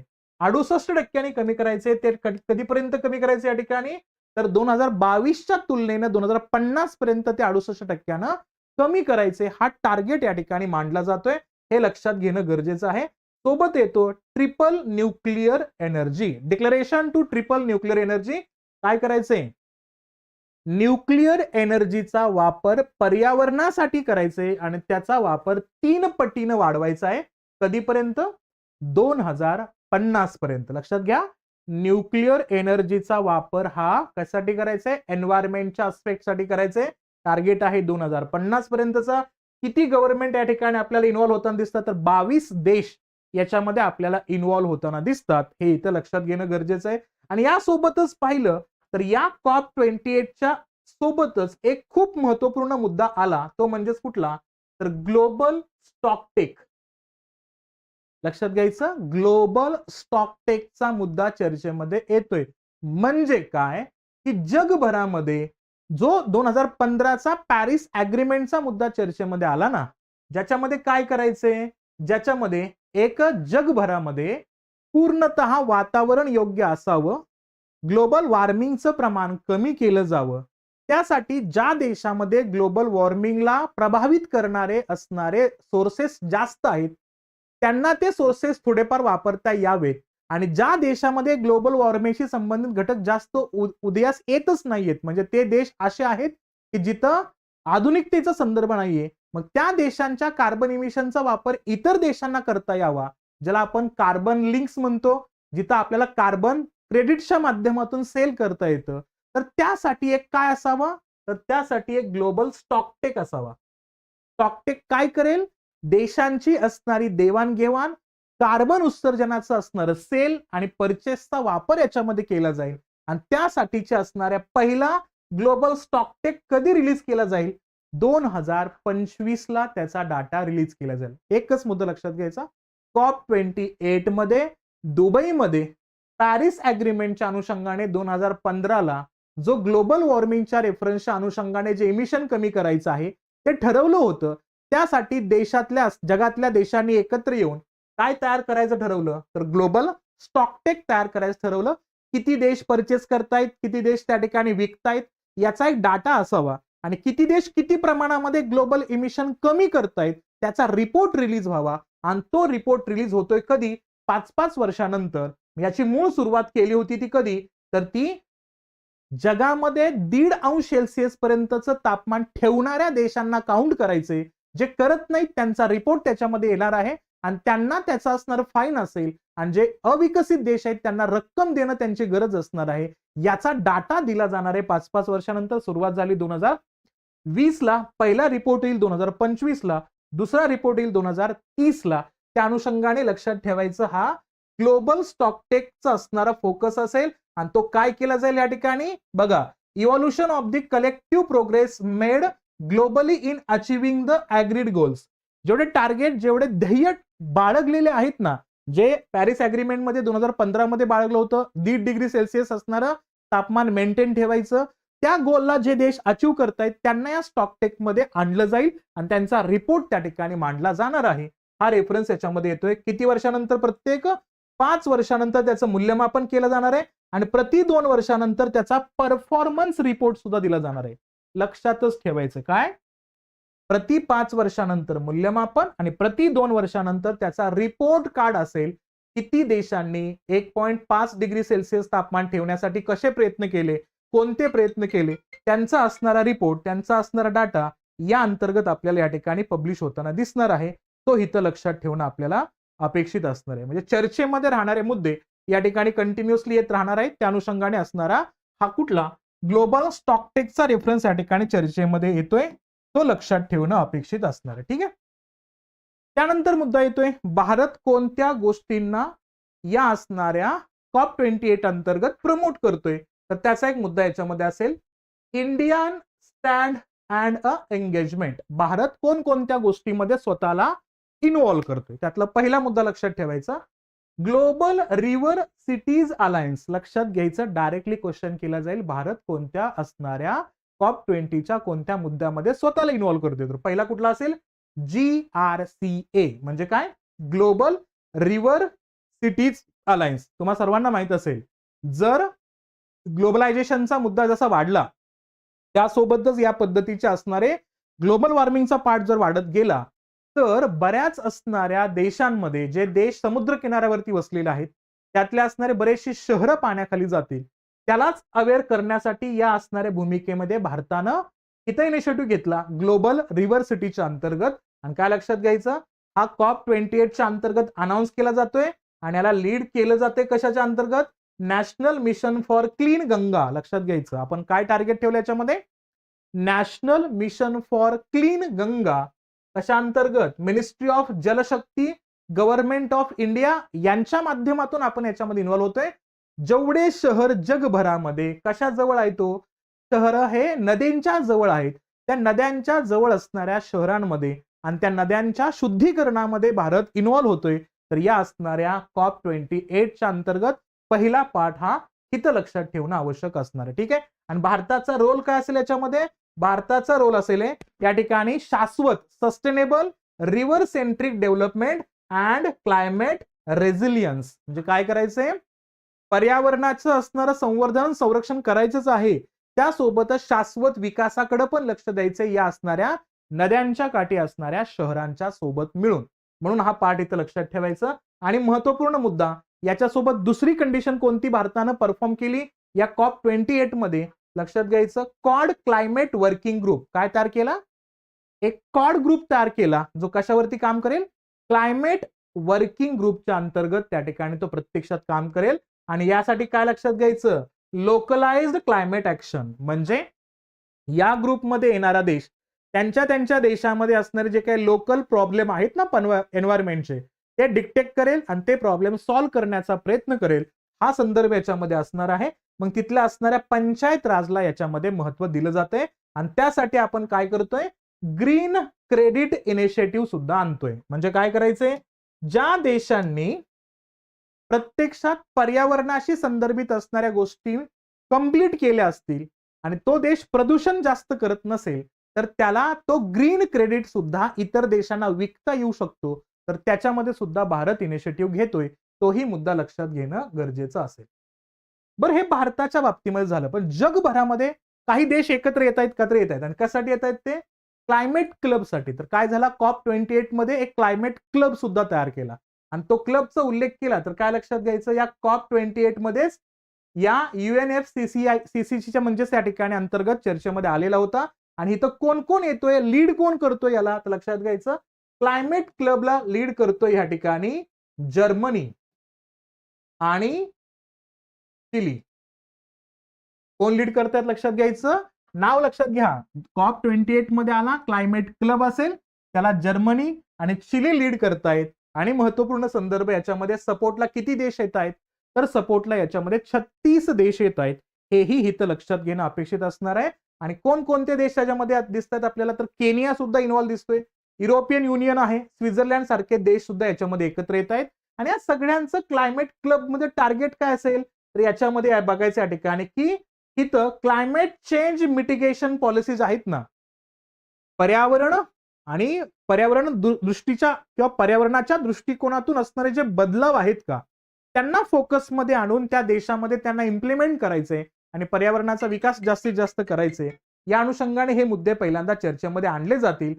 तो पार्ट इथं लक्षात ठेवायचा. सोबतच काय करायचं इथं, इंडस्ट्रीजला ट्रान्सफॉर्म करायचं आहे. म्हणजे ज्या इंडस्ट्रीज एन्व्हायरमेंटच्या अस्पेक्टच्या बाजूने असतील त्यांचाच जास्तीत जास्त विचार करायचा आहे. या पद्धतीचा असणारा हा क्लायमेट क्लब असेल. लक्षात घ्यायचं COP28 मध्ये जसं आपण भारताच्या इन्व्हॉल्वमेंटमध्ये काय नाव बघतो, ग्लोबल रिव्हर सिटीज अलायन्स मध्ये भारत इन्व्हॉल्व्ह होतोय. कोणत्या असणार इनिशिएटिव्हतून, national mission for clean Ganga. मग या ठिकाणी नमामि गंगेच्या अनुषंगाने मुद्दा आपण इन्व्हॉल्व्ह होतोय. सोबत काय करतोय आपण, कॉड क्लायमेट वर्किंग ग्रुप मध्ये सुद्धा इन्व्हॉल्व्ह होतोय आपण आणि ग्रीन क्रेडिट इनिशिएटिव्ह मध्ये सुद्धा आपण जातोय. यासोबत जगामध्ये काय सुरू झाला, क्लायमेट क्लब सुरू झाला. ज्या क्लायमेट क्लबला कोण लीड करतोय, तर जर्मनी आणि चिली लीड करतोय आणि एकूण 36 मेंबरच्या माध्यमातून आपल्याला हा पार्ट चर्चेमध्ये येताना दिसतोय. हेही लक्षात घ्यायचं. ठीक आहे. आता जेव्हा कॉपचा मुद्दा चर्चेमध्ये असतो, कॉन्फरन्स ऑफ पार्टीज वारंवार चर्चेमध्ये येतात, पण त्यासोबत एक मुद्दा हाही लक्षात घ्यायचा, युनायटेड नेशन ज्या ज्या वेळेस वेगवेगळे मुद्दे चर्चेमध्ये मांडतो त्याच्यावरती क्वेश्चन आयोग विचारतो. मग युएनचा कोणता मुद्दा चर्चेमध्ये आहे, युएन हाय सीज ट्रीटी. कोणता लक्षात घ्यायचा, युएन हाय सीज ट्रीटी, ज्याला आपण काय म्हणू त्या ठिकाणी, तर जो ओपन सीज अनुषंगाने जे मुक्त समुद्र आहेत का त्यांच्यावरती कोणाचंही कंट्रोल नसतं, तर त्यांच्यासाठी असणारं एक अग्रीमेंट आणलेलं आहे युनायटेड नेशननं. आणि तो अग्रीमेंट जर बघितला या ठिकाणी तर लक्षात घ्यायचं, जो बायोडायव्हर्सिटी आहे का त्या बायोडायव्हर्सिटीला सिक्युअर करण्यासाठीची असणारी ट्रीटी आहे. म्हणजे जिथं प्रत्यक्षात ज्या समुद्रामध्ये जगामधल्या असणाऱ्या देशांचा कोणताच नॉटिकल मैलच्या अंतराच्या अनुषंगाने अधिकार नसेल, तिथल्या सुद्धा समुद्राचं पालन पोषण करणं, त्यांचं संगोपन करणं गरजेचं आहे. यासाठी 2023 मध्ये काय आणलेलं आहे, युनायटेड नेशननं हाय सीज ट्रीटी आणलेलं आहे. हे लक्षात घ्यायचं. म्हणजे याच्यामध्ये काय काय होणार आहे या ठिकाणी, तर जिथं जवळपास जगाचा असणारा 2/3 पार्ट हा समुद्र अंतर्गत आहे त्याला सिक्युरिटी मिळेल. सोबत महत्वाचा मुद्दा तर काय, जिथं अधिवास आहे जवळपास जगातल्या असणाऱ्या 95% प्राण्यांचा अधिवास आहे, अशा समुद्राला सिक्युरिटी प्राप्त होईल. सोबतच महत्वाचा मुद्दा बघितला तर एवढं असताना सुद्धा या ओपन सीला प्रोटेक्शन अजूनपर्यंत प्राप्त झालं नाही. फक्त 1% ओपन सीला प्रोटेक्शन दिलंय. त्यामुळं याला प्रोटेक्शन देण्यासाठी पहिल्यांदाच इनिशिएटिव्ह होतोय, तो म्हणजे कुठला, युएन हाय सी ट्रीटीचा उल्लेख येतो. आणि हा कशाच्या आधारे करण्यात आलेला आहे, लक्षात घ्यायचं, 1958चा असणारा जेनेवा कन्व्हेन्शन याच्या माध्यमातून असणारा हा पार्ट चर्चेमध्ये येतोय. आणि हे करत असताना कोणकोणत्या झोनला चर्चेमध्ये आणायचंय, तर लक्षात घ्यायचं, त्या संबंधित देशाच्या असणाऱ्या एक्सक्लुझिव्ह इकॉनॉमिक झोन जो किती असेल, 200 नॉटिकल मैल पर्यंत. लक्षात घ्यायचं, कोणत्याही देशाचा असणारा समुद्रावरचा अधिकार किती असतो आणि तो अधिकार कशाच्या नावानं डिनोट होतो, तर त्याला म्हणायचं एक्सक्लुझिव्ह इकॉनॉमिक झोन, EEZ. ज्याला आपण SEZ ऐकतो ना आपण, जो मुद्दा आपण चायनाच्या अनुषंगाने आणला होता पहा, तो मुद्दा इथं बघत असताना त्याला सिमिलर एक मुद्दा आहे त्या ठिकाणी, एक्सक्लुझिव्ह इकॉनॉमिक झोन. तो एरिया किती असतो प्रत्येक देशाचा, 200 नॉटिकल मैल असतो. म्हणजे अप्रॉक्सिमेटली किती असतो, 370 किलोमीटर असतो त्या असणाऱ्या कोस्टल लाईन पासून. बरं, ते 370 किलोमीटर सोडले की राहिलेला जो समुद्र आहे का त्याच्यावरती कायदाच नव्हता, त्याच्यावरती कोणत्या पद्धतीचे ऍक्सेस खूप मोठ्या पद्धतीने नव्हते. तर त्याला एकत्र करण्यासाठी, त्याला सिक्युरिटी देण्यासाठी युनायटेड नेशननं काय आणलं, हाय सीज ट्रीटी आणलेला आहे. कोणत्या बेसवरती, 1958चा असणारा जेनेवा कन्व्हेन्शन आहे, त्या अनुषंगाने ही ट्रीटी या ठिकाणी येताना दिसते. हे इथं लक्षात घ्यायचं. ठीक आहे. नंतर चर्चेमध्ये आहे कोणता, CBAM. कोणत्या चर्चेमध्ये आहे, CBAM. म्हणजे काय असेल या ठिकाणी, याला म्हणायचं आपल्याला एक प्रकारे कार्बन टॅक्स आहे तो. म्हणजेच काय असेल इथं, CBAMच्या अंतर्गत कार्बन बॉर्डर ऍडजस्टमेंट मेकॅनिझम. काय लक्षात घ्यायचं, CBAM म्हणजे काय, कार्बन बॉर्डर ऍडजस्टमेंट मेकॅनिझम. कोणाचा आहे तो, युरोपियन युनियनचा आहे. कोणाचा आहे, युरोपियन युनियनचा आहे. आणि ज्या युरोपियन युनियनच्या अनुषंगाने भारत काय करतो या ठिकाणी, भारत याच्यामध्ये सेन्सिटिव्ह आणि कॉन्फिडन्स ट्रेड डाटा हा प्रत्यक्षात या असणाऱ्या गोष्टीमध्ये युरोपियन युनियन सोबत शेअर करताना दिसतोय. मग युरोपियन युनियनच्या असणाऱ्या कार्बन टॅक्सच्या असणाऱ्या मुद्द्यांमध्ये भारत आता इन्व्हॉल्व होताना दिसतोय. आणि मूळ मुद्दा काय असेल या ठिकाणी, तर युरोपियन युनियन काय करतोय, तर कार्बन इंटेन्सिव्ह प्रोडक्ट म्हणजे ज्या असणाऱ्या प्रोडक्टच्या वस्तूच्या निर्मितीतून कार्बन जास्तीत जास्त निर्माण होतो त्याच्यावरती जास्तीत जास्त टॅक्स लावण्याचा प्रयत्न केला जातोय. कोणाकडनं, या असणाऱ्या युरोपियन युनियन कडनं. त्याला म्हटलं जातं CBAM. लक्षात घ्यायचं. हा कधी स्वीकारलाय, हा स्वीकारलाय 17 मे 2023 ला स्वीकारलेला आहे. आणि हा सुरू कधीपासून झालाय, 1 ऑक्टोबर 2023 पासून. बऱ्याच वेळा एमपीएससीनं युपीएससीनं सुद्धा आपल्याला कशावरती क्वेश्चन्स केले, बेसिक मुद्द्यावरती क्वेश्चन केलेला आहे. त्याच्या असणाऱ्या म्हणजे प्रायमरी स्टेजवरची जी नावं आहेत का, फक्त हेडलाईन वरती सुद्धा क्वेश्चन केलेत. म्हणून हा मुद्दा इथं लक्षात ठेवायचा. कोणता असेल, CBAM. नाव लक्षात घ्या फक्त. कार्बन टॅक्स आहे. कार्बन बॉर्डर ऍडजस्टमेंट मेकॅनिझम तयार केले कुणी, युरोपियन युनियननं तयार केलं. त्याच्यामध्ये भारताचाही पॉईंट ऑफ इंटरेस्ट त्याच्यामध्ये येतोय. आणि हा काय असेल या ठिकाणी, हा एक फायनान्शियल पेनल्टी असेल. कोणावरती, इंडस्ट्रीवरती. सिंपल आहे. ज्या कंपन्या, जे उद्योग कार्बन उत्सर्जन जास्त करतात एखाद्या वस्तूच्या निर्मितीमध्ये, त्यांच्यावरती हा कार्बन टॅक्स आकारला जाईल जास्त प्रमाणामध्ये. तो संदर्भ येतो. तर तो कोणता असेल या ठिकाणी, CBAMचा मुद्दा इथं लक्षात ठेवणं अपेक्षित असणार आहे, जो या कार्बन टॅक्सच्या अनुषंगाने आपल्याला चर्चेमध्ये दिसतो. ठीक आहे. त्यानंतर जगभरामध्ये चर्चेमध्ये पुन्हा येतो इंटरनॅशनल बिग कॅट अलायन्स, जो आपण मागाशीच टायगरच्या प्रोजेक्ट टायगरच्या अनुषंगाने 50 इयर्स कंप्लीट झाले तिथंच बोललो होतो आपण. तो एक पार्ट फक्त थोडा एक्स्ट्रा एक्सटेंड करायचा आपल्याला. काय, इंटरनॅशनल बिग कॅट अलायन्स. 2019 मध्ये आपल्या PM मोदी साहेबांनी जगाला एक मुद्दा डिस्कस केला, तो म्हणजे वन्य प्राण्यांच्या असणाऱ्या तस्करी आणि त्यांच्या असणाऱ्या ट्रेड आणि ट्रान्ससाठी दळणवळणाच्या अनुषंगाने इलिगल मार्गाने जे होत होतं त्याला थांबवण्यासाठी एक ग्रुप तयार व्हावा, त्यासाठी हा केलेला आहे इंटरनॅशनल बिग कॅट अलायन्स. आणि सोबतच काय केलं आपण, टायगर प्रोजेक्टच्या 50 वर्षांच्या कम्प्लिशनच्या निमित्तानं सुद्धा या असणाऱ्या 7 कॅटला, जे 7 मेजर कॅट्स आहेत का, मांजर वर्गीय किंवा मांजर कुलीन असणाऱ्या प्राण्यांच्या संरक्षणासाठी हा मुद्दा आणला, ज्याच्यामध्ये आपण टायगर, लायन असेल, लेपर्ड असेल, स्नो लेपर्ड असेल, पुमा असेल, जाग्वार असेल, चीता असेल, यांच्या असणाऱ्या सिक्युरिटीच्या अनुषंगाने हा मुद्दा, हा इनिशिएटिव्ह घेतोय आपल्याला दिसतोय. आणि लक्षात काय घ्यायचं, यासाठीचा असणारा जो काही टार्गेटेबल पॉइंट आहे का, त्याचा लक्षात घ्यायचं, याचं हेडक्वार्टर आहे भारतामध्ये. लक्षात घ्यायचं, Indian international big cat alliance headquarter कुठे आहे, इंडिया. आणि इथं वन टाइम बजेट याच्यामध्ये आणलाय, किती कोटीचा, 150 कोटीचा बजेट याच्यामध्ये आणलेला आहे. आणि त्याचं टार्गेट किती आहे, 2027-28 पर्यंतचं टार्गेट आहे. हा मुद्दा या असणाऱ्या इंटरनॅशनल बिग कॅट अलायन्सच्या अंतर्गत आपल्याला लक्षात ठेवणं अपेक्षित असणार आहे. त्यानंतर मुद्दा येतो ग्रीन फ्युअल अलायन्स.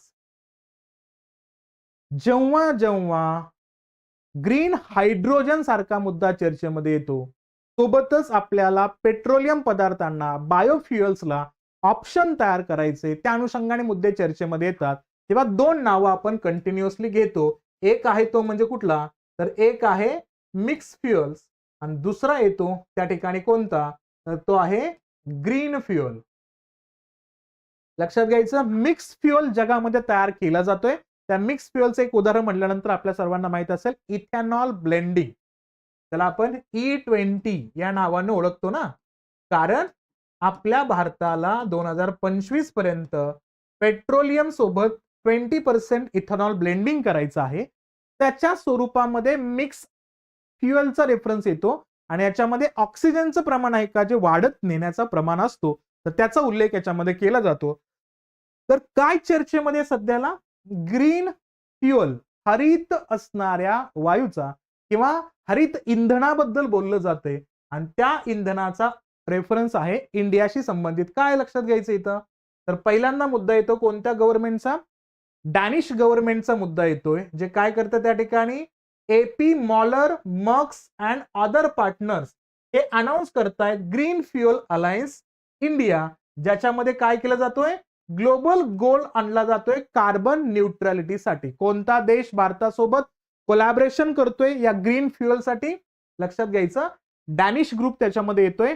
हा संदर्भ येत असताना इथं काय केलं जातोय, एक संघटना स्थापन केली जाते कशासाठी? Green strategic partnership GSP. Green fuel साठी जे जे देश एकत्र यायला तयार आहे त्या सगळ्यांना एकत्र आणून एक पार्टनरशिप तयार केलं जाते आणि हा पार्टनरशिपचा संदर्भ मूळ कोणत्या देशामध्ये येतोय? डॅनिश म्हणजे डेन्मार्क आणि इंडिया. लक्षात घ्यायचं, ग्रीन फ्युअल अलायन्स इंडिया करतोय डेन्मार्क सोबत. 2020 ला याची सुरुवात झाली होती आणि आता तो 2023 मध्ये प्रॉपरली एक ग्रुप, एक अलायन्स तयार करतोय ज्याला ग्रीन स्ट्रॅटेजिक पार्टनरशिपच्या माध्यमातून रन होताना आपण बघतो. हे इथं लक्षात ठेवायचं आहे. ओके. आणि डेन्मार्क आणि इंडिया हा कशासाठी काम करणार आहे? सस्टेनेबल एनर्जी सोल्युशन सेक्टर, शाश्वत ऊर्जेवरती काम करणार आहे. आणि हा शाश्वत ऊर्जेवरती काम करत असताना कार्बन न्यूट्रॅलिटी शब्द खूप महत्वाचा आहे. कार्बन न्यूट्रॅलिटी, कार्बन उत्सर्जनाची असणारी निम्नतम पातळी गाठायची आहे आणि त्याला न्यूट्रल करायचे म्हणजे समपातळीवरती आणायचे. जेवढं तुम्ही त्या ठिकाणी इमिट करणार आहात तेवढंच तुम्ही ऍब्सॉर्ब करणं गरजेचं आहे. म्हणजे जेवढं उत्सर्जित करणार आहात तेवढंच कार्बन तुम्ही शोषणं गरजेचं आहे, ज्याला आपण एक प्रकारे म्हणतो काय या ठिकाणी नेट झिरो कार्बन इमिशन. त्यामध्ये मुद्दा येतोय ग्रीन फ्युअल अलायन्स इंडियाचा डेन्मार्क सोबत होतोय, हे लक्षात घेणं अपेक्षित असणार आहे. आणि याच्यामध्ये आपण कोणाला आणतोय? ग्रीन हायड्रोजनला आणतोय, हे इथं लक्षात ठेवायचं. ठीक आहे. आता याच असणाऱ्या सेशनमध्ये रिव्हिजन सेशनचा पुढचा पॉइंट आपण डिस्कस करूया. क्लायमेट चेंजशी संबंधित असणारे मुद्दे याच्यामध्ये मांडण्याचा प्रयत्न करूया. आणि आज क्लायमेट चेंजशी संबंधित पहिला मुद्दा कुठला असेल? Emission gap report. काय करायचं आपल्याला? उत्सर्जनामध्ये असणारा जो काही फरक आहे का, त्या उत्सर्जन फरकाचा असणारा अहवाल रिलीज होतोय, इमिशन गॅप रिपोर्ट. तर हा इमिशन गॅप रिपोर्ट कशातून आलाय? तर हा आलेला आहे COP28 च्या अगोदर. जे COP28 मध्ये दुबईमध्ये, UAE मध्ये याच्यावरती डिस्कशन झालंय, पण तो त्याच्या अगोदरच आपल्याला दिसतोय. आणि याचा जो रिपोर्ट आहे का, तो रिपोर्ट कोणत्या नावाने रिलीज झालाय तर लक्षात घ्यायचं, emission gap report 2023. Broken record temperature hit new high at world fails to cut emission. जग हा अति उच्च तापमानाला फेस करतोय आणि अजूनपर्यंत त्यानं कार्बनचा असणारा वापर कमी करताना दिसत नाही. या नावानं आपल्याला हा असणारा रिपोर्ट येते. कोण पब्लिश करतोय तर लक्षात घ्यायचं, united nation environment program UNEP. कोणी रिलीज केला? UNEP न रिलीज केला, हे लक्षात ठेवायचं. आणि ह्या UNEPच्या या इमिशन गॅप रिपोर्टचा उल्लेख केला तर काय करायचं या ठिकाणी? तर परत तोच मुद्दा, ग्लोबल वॉर्मिंगचा रेफरन्स येतोय. किती? 2 डिग्री सेल्सिअसच्या खाली तापमान ठेवायचं आहे. आणि इथं सगळ्यात महत्वाचा पॅरिस अग्रीमेंटचा जो टार्गेट आहे ना 1.5 डिग्री सेल्सिअसला, त्याला प्रमोट करायचा आहे. हा मुद्दा प्रमोट कशाला करायचे? 1.5 डिग्री सेल्सिअसला प्रमोट करायचे पॅरिस अग्रीमेंटच्या. आणि किमान कितीच्या खाली ठेवायचे? 2 डिग्री सेल्सिअसच्या खाली ठेवायचे. त्यालाच म्हणायचं इमिशन गॅप रिपोर्ट. UNEPच्या माध्यमातून हा रिलीज होतोय. कधीपासून येतोय? 2010 पासून तो रिलीज केला जातोय, हे लक्षात घ्यायचं. आणि हा वार्षिक स्वरूपामध्ये रिलीज केला जातोय, ज्याला म्हणतो आपण ग्लोबल ग्रीन हाऊस गॅसेसचे इमिशन. जे हरितगृह वायू आहेत का, त्यांच्या प्रमाणाला, त्या ठिकाणच्या असणाऱ्या उत्सर्जनाला कमी करण्याचा प्रयत्न जगभरामध्ये स्प्रेड करायचंय. त्या अनुषंगाने हा मुद्दा चर्चेमध्ये येतोय. आणि सगळ्यात महत्वाचा मुद्दा काय लक्षात घ्यायचा, याचं एम काय?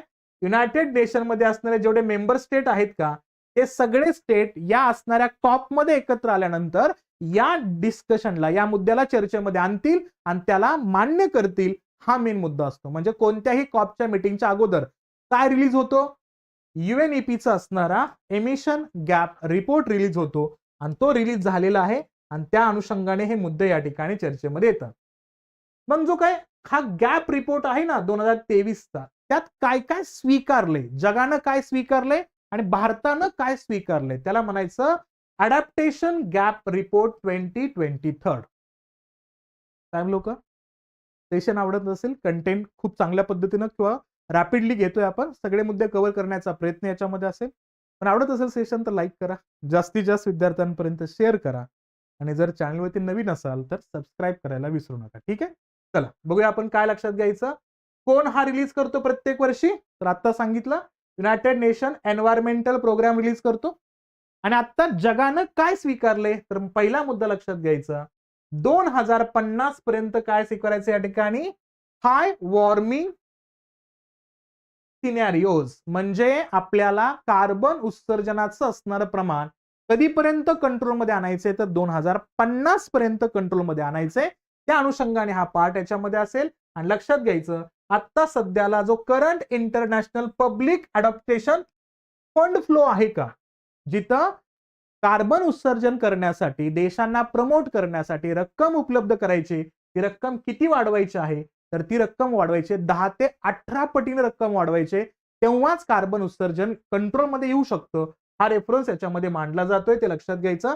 आणि सोबतच काय करायचंय, ग्रीन हाऊस गॅसेसचं इमिशन आहे का तो अर्जंटली कट करायचे. जगातल्या मोस्ट वल्नरेबल कंडिशन मध्ये अतिशय वाईट परिस्थितीमध्ये असणाऱ्या देशांमध्ये काय करायचंय, हा असणारा जो काही ग्रीन हाऊस गॅसेस आहे का तो पूर्णतः कमी करण्याच्या प्रयत्नामध्ये आपल्याला आणायचे, हे लक्षात घ्यायचं. आणि महत्वपूर्ण मुद्दा जो प्रतिवर्षी डिस्कस होतोय तो 2021 पासून सांगितलं जातोय की काय, मागच्या वर्षाच्या तुलनेनं किती टक्के, 15% असणारं कार्बन इमिशन नेक्स्ट इयरला कमी करणं, हा टार्गेट आपल्याला अचीव्ह करायचंय.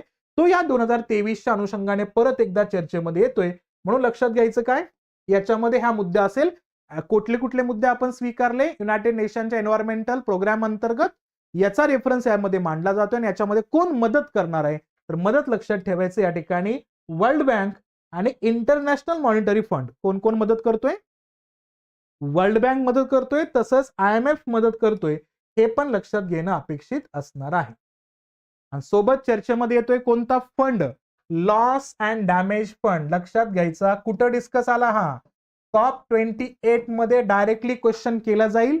लॉस अँड डॅमेज फंडच्या बाबतीमध्ये सगळ्यात प्रखरतेनं कोण मागणी करतोय तर पाकिस्तान मागणी करतोय. लक्षात ठेवायचं, आपल्या जवळच्या अनुषंगाने या देशाचा नावाचा उल्लेख करणं गरजेचं आहे.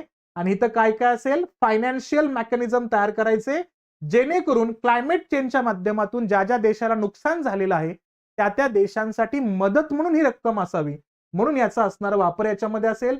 आणि किती आहे रक्कम, 800 मिलियन अमेरिकन डॉलरच्या रकमेच्या माध्यमातून काय तयार होतोय, लॉस अँड डॅमेज फंड तयार होतोय, हे लक्षात घ्यायचं. COP28च्याच अनुषंगाने पार्ट असेल. आणि जेव्हा आपण सुरुवातीच्या मुद्द्याबद्दल बोलतो ना, याच्यामध्ये काय टार्गेट ठेवलेत, ते काय टार्गेट आहेत बघा, की 525 बिलियन अमेरिकन डॉलरचा असणारा रेफरन्स पाहिला तर जगाच्या असणाऱ्या 20% देशांचा असणारा जीडीपीचा असणारा पार्ट याच्यामध्ये कोलॅबोरेशन होतोय. आणि तो काय होतोय, प्रतिवर्षी डॅमेज होतोय या असणाऱ्या एन्व्हायरमेंटल अस्पेक्ट्समुळे. मग तो कमी करायचा आहे. आणि त्या अनुषंगाने आपल्याला इथं काय करायचंय, या फंडला निर्माण करून देशांना मदत करण्याचा प्रयत्न याच्यामध्ये आणायचंय. हा एक मुद्दा चर्चेमध्ये येतो, ते इथं लक्षात ठेवणं गरजेचं असेल. ठीक आहे. याच्यानंतर चर्चेमध्ये असणारी न्यूज कोणती असेल या ठिकाणी तर ग्लेशियल लेक आउटबर्स्ट फ्लड, ज्याला आपण म्हणतो ग्लोफ, GLOP. सध्या जगामध्ये खूप प्रश्नचिन्ह उपस्थित राहत आहेत. जेवढे जेवढे हिमखंड आहेत ना, ग्लेशियर्स आहेत ना, ते ग्लेशियर्स अचानक वितळत आहेत. आणि त्या वितळण्यामुळं त्यांचा असणारा एवढा मोठा स्फोट होतोय की ज्याच्यामुळे त्याच्या आसपास असणाऱ्या प्रदेशाला पूरजन्य परिस्थितीचा सामना करावा लागतो. त्यालाच म्हणायचं ग्लेशियल लेक. म्हणजे या असणाऱ्या ग्लेशियरमुळे जे लेक तयार झाले, पण ग्लोबल वॉर्मिंगमुळे ते लेक फुटले आणि फुटल्यामुळे त्या ठिकाणी इथं खूप जास्त डॅमेज तिथल्या असणाऱ्या प्रदेशांना, देशांना होतोय. तर त्यासाठी काय केलं जातं या ठिकाणी तर एक असणारा ग्रुप याच्यामध्ये फॉर्म होतोय. जगातले असणारे देश या असणाऱ्या गोष्टींना विचार करण्यासाठी एकत्र येत आहेत. आणि याच्यामध्ये कोण इनिशिएटिव्ह घेतोय, युनायटेड नेशन या ठिकाणी इनिशिएटिव्ह घेतोय. पण संदर्भ कुठून चर्चेमध्ये आलाय लक्षात घ्यायचं, कुठला येतं, साऊथ लोनाक लेक हा आहे कुठला, वॉटर बॉडीच्या अनुषंगाने खूप महत्वाचा आहे. आणि तो आता मेल्टिंग ग्लेशियर आहेत का, ग्लेशियर वितळत आहेत का, त्यासाठी सगळ्यात महत्वाचा कारणीभूत असणारा हा लेक आहे, जो इथं बस्ट होताना दिसला. कोणतं नाव लक्षात घ्यायचं इथं, साऊथ लोनाक लेक. कोणता, साऊथ लोनाक लेकचा उल्लेख येतोय. आणि याच्यामुळे काय होतोय, एक डेंजरस एरिया तयार होतोय. तिथले असणारे जे काही रॉक आणि डिब्रीज आहेत का, या लेकच्या बस्टमुळे, लेक फुटल्यामुळं तिथले असणारे पर्वत आणि तिथला असणारा जो काही डिब्री कचरा आहे ना, किंवा तिथला असणारा जो सगळा गाळ आहे का, तो गाळ तिथल्या आसपासच्या प्रदेशांना घातक करतोय. त्यामुळे याच्यावरती विचार करणं गरजेचं आहे. आणि या गोष्टींच्या अनुषंगाने काय केलं जातंय, त्यालाच जगभरामध्ये बोललं जाते ग्लेशियर लेक आउटबर्स्ट या ठिकाणचा फ्लड्स. म्हणजे जगभरामध्ये हिमालयीन क्षेत्रासारखे असणारे ठिकाणं ज्या ज्या ठिकाणी असतील, जिथून असे असणारे लेक बस्ट होत आहेत, तो मुद्दा आता चर्चेमध्ये आहे. त्यासाठी जग एकत्र येण्याचा प्रयत्न करतोय. पण या सगळ्या गोष्टीतून एक मुद्दा हायलाइट होतोय, तो म्हणजेच कुठला असेल तर जागतिक असणाऱ्या संदर्भामध्ये क्लायमेटॉलॉजीच्या अनुषंगाने जेवढे काही मुद्दे चर्चेमध्ये येत आहेत, ते सगळे शब्द लक्षात घेणं गरजेचं असणार आहे. मग इथं काय येतोय मुद्दा, कुठला संदर्भ याच्यामध्ये येतोय, आपल्या भारतातल्याच असणाऱ्या झोनच्या अनुषंगाने चर्चेमधला पॉइंट येतोय. पण कुठला लक्षात घ्यायचा, हा जो आपला सिक्कीम आहे, सिक्कीम आणि सगळ्यात महत्वाचा पार्ट येतो नेपाळ, यांच्या दरम्यानचा असणारा कोणता लेक आहे इथं लक्षात घ्यायचं, साऊथ लोहांक लेक. कोणता लेक बस्ट होताना चर्चेमध्ये येतोय, साऊथ लोहांक लेकचा मुद्दा. आणि या असणाऱ्या लेक मधनं येणाऱ्या नद्यांचा रेफरन्स पाहिला तर हा नद्यांचा रेफरन्स आपल्याला कुठं जाताना दिसतोय तर भारतासोबतच तो बांगलादेशमध्ये सुद्धा फ्लो करताना दिसतोय. हा जर बस्ट झाला तर याचा इम्पॅक्ट या सर्व प्रदेशांवरती आपल्याला मिळू शकतो. आणि हा किती उंचावरती आहे तर 5000 मीटर पेक्षा जास्त उंचीवरती असणारा हा लेक आहे. आणि हा जर ग्लेशियरमुळे थांबलेला लेक असेल आणि तर ग्लेशियर फुटला तर त्याचा इम्पॅक्ट खूप मोठ्या प्रमाणावरती इतर प्रदेशामध्ये जाणवताना दिसतोय. हे इथं लक्षात घेणं गरजेचं असणार आहे. मग याचा मुद्दा पाहिला तर याचं डिस्ट्रक्शन कोणाकोणाला होतं इथं तर तो लक्षात घ्यायचं, इथं मंगन नॉर्थ सिक्कीम मधला एरिया, सोबतच गंगटोक डिस्ट्रिक्ट मध्ये, आणि सोबतच कुठल्या या ठिकाणी पॅकॉंग डिस्ट्रिक्ट मध्ये आणि नामची डिस्ट्रिक्टच्या अंतर्गत याचा असणारा फटका दिसतोय. एवढा डेप्थ मध्ये जाणार नाही आयोग कधी, पण लक्षात घ्या याचा असणारा फटका सिक्कीमला बसतोय हे लक्षात घ्यायचं. सिक्कीमच्या जवळचा असणारा एरिया कोणता असेल या ठिकाणी, साऊथ लोहनांक लेक. इथं ग्लेशियर वितळतोय आणि ग्लेशियर वितळत असताना काय होतंय चर्चेमध्ये येतोय, तिथला असणारा जो काही लेक आहे का तो बस्ट होतोय. त्यामुळे तिथला सगळा डिब्री, तिथले असणारे सगळे स्टोन, ती दगड वगैरे, तिथली असणारी घाण ही वाहत जाते आणि शेजारच्या किंवा आसपासच्या असणाऱ्या प्रदेशांना त्याचा डॅमेज पोहोचतोय. हे इथं लक्षात घेणं गरजेचं आहे. याच्यासोबतच पर्यावरणाच्या अनुषंगाने एक मुद्दा अजून चर्चेमध्ये येतोय, तो म्हणजे ओझोन लेअर डिप्लेशन्स.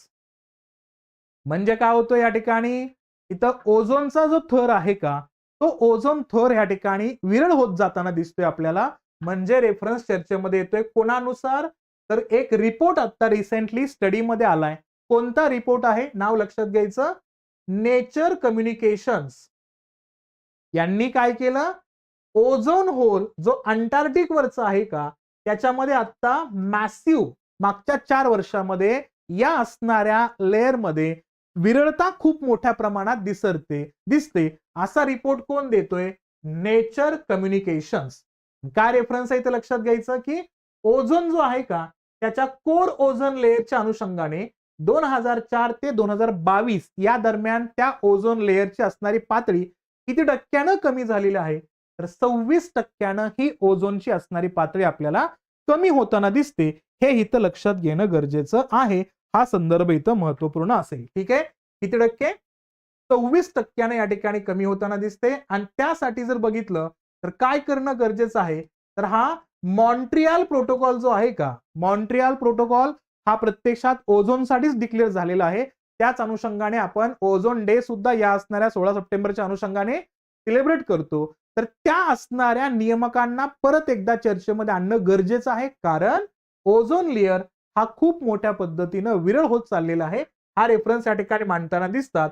आणि ह्या असणाऱ्या मॉन्ट्रियल प्रोटोकॉलचा उल्लेख केला तर काय आहे तो जगभरामध्ये स्वीकारलेला असणारा जे काही हायड्रोक्लोरोफ्लोरोकार्बन्स आहेत का किंवा क्लोरोफ्लोरोकार्बन्स आहेत का त्यांच्या असणाऱ्या इमिशन्स वरती नियंत्रण आणण्यासाठी, हे जर इमिशन्स कमी केले तरच ओझोन लेअरचा धोका कमी होईल असा असणारा उल्लेख याच्यामध्ये मांडला होता. कोणत्या प्रोटोकॉलच्या अंतर्गत, मॉन्ट्रियल प्रोटोकॉलच्या अनुषंगाने हे लक्षात घ्यायचं.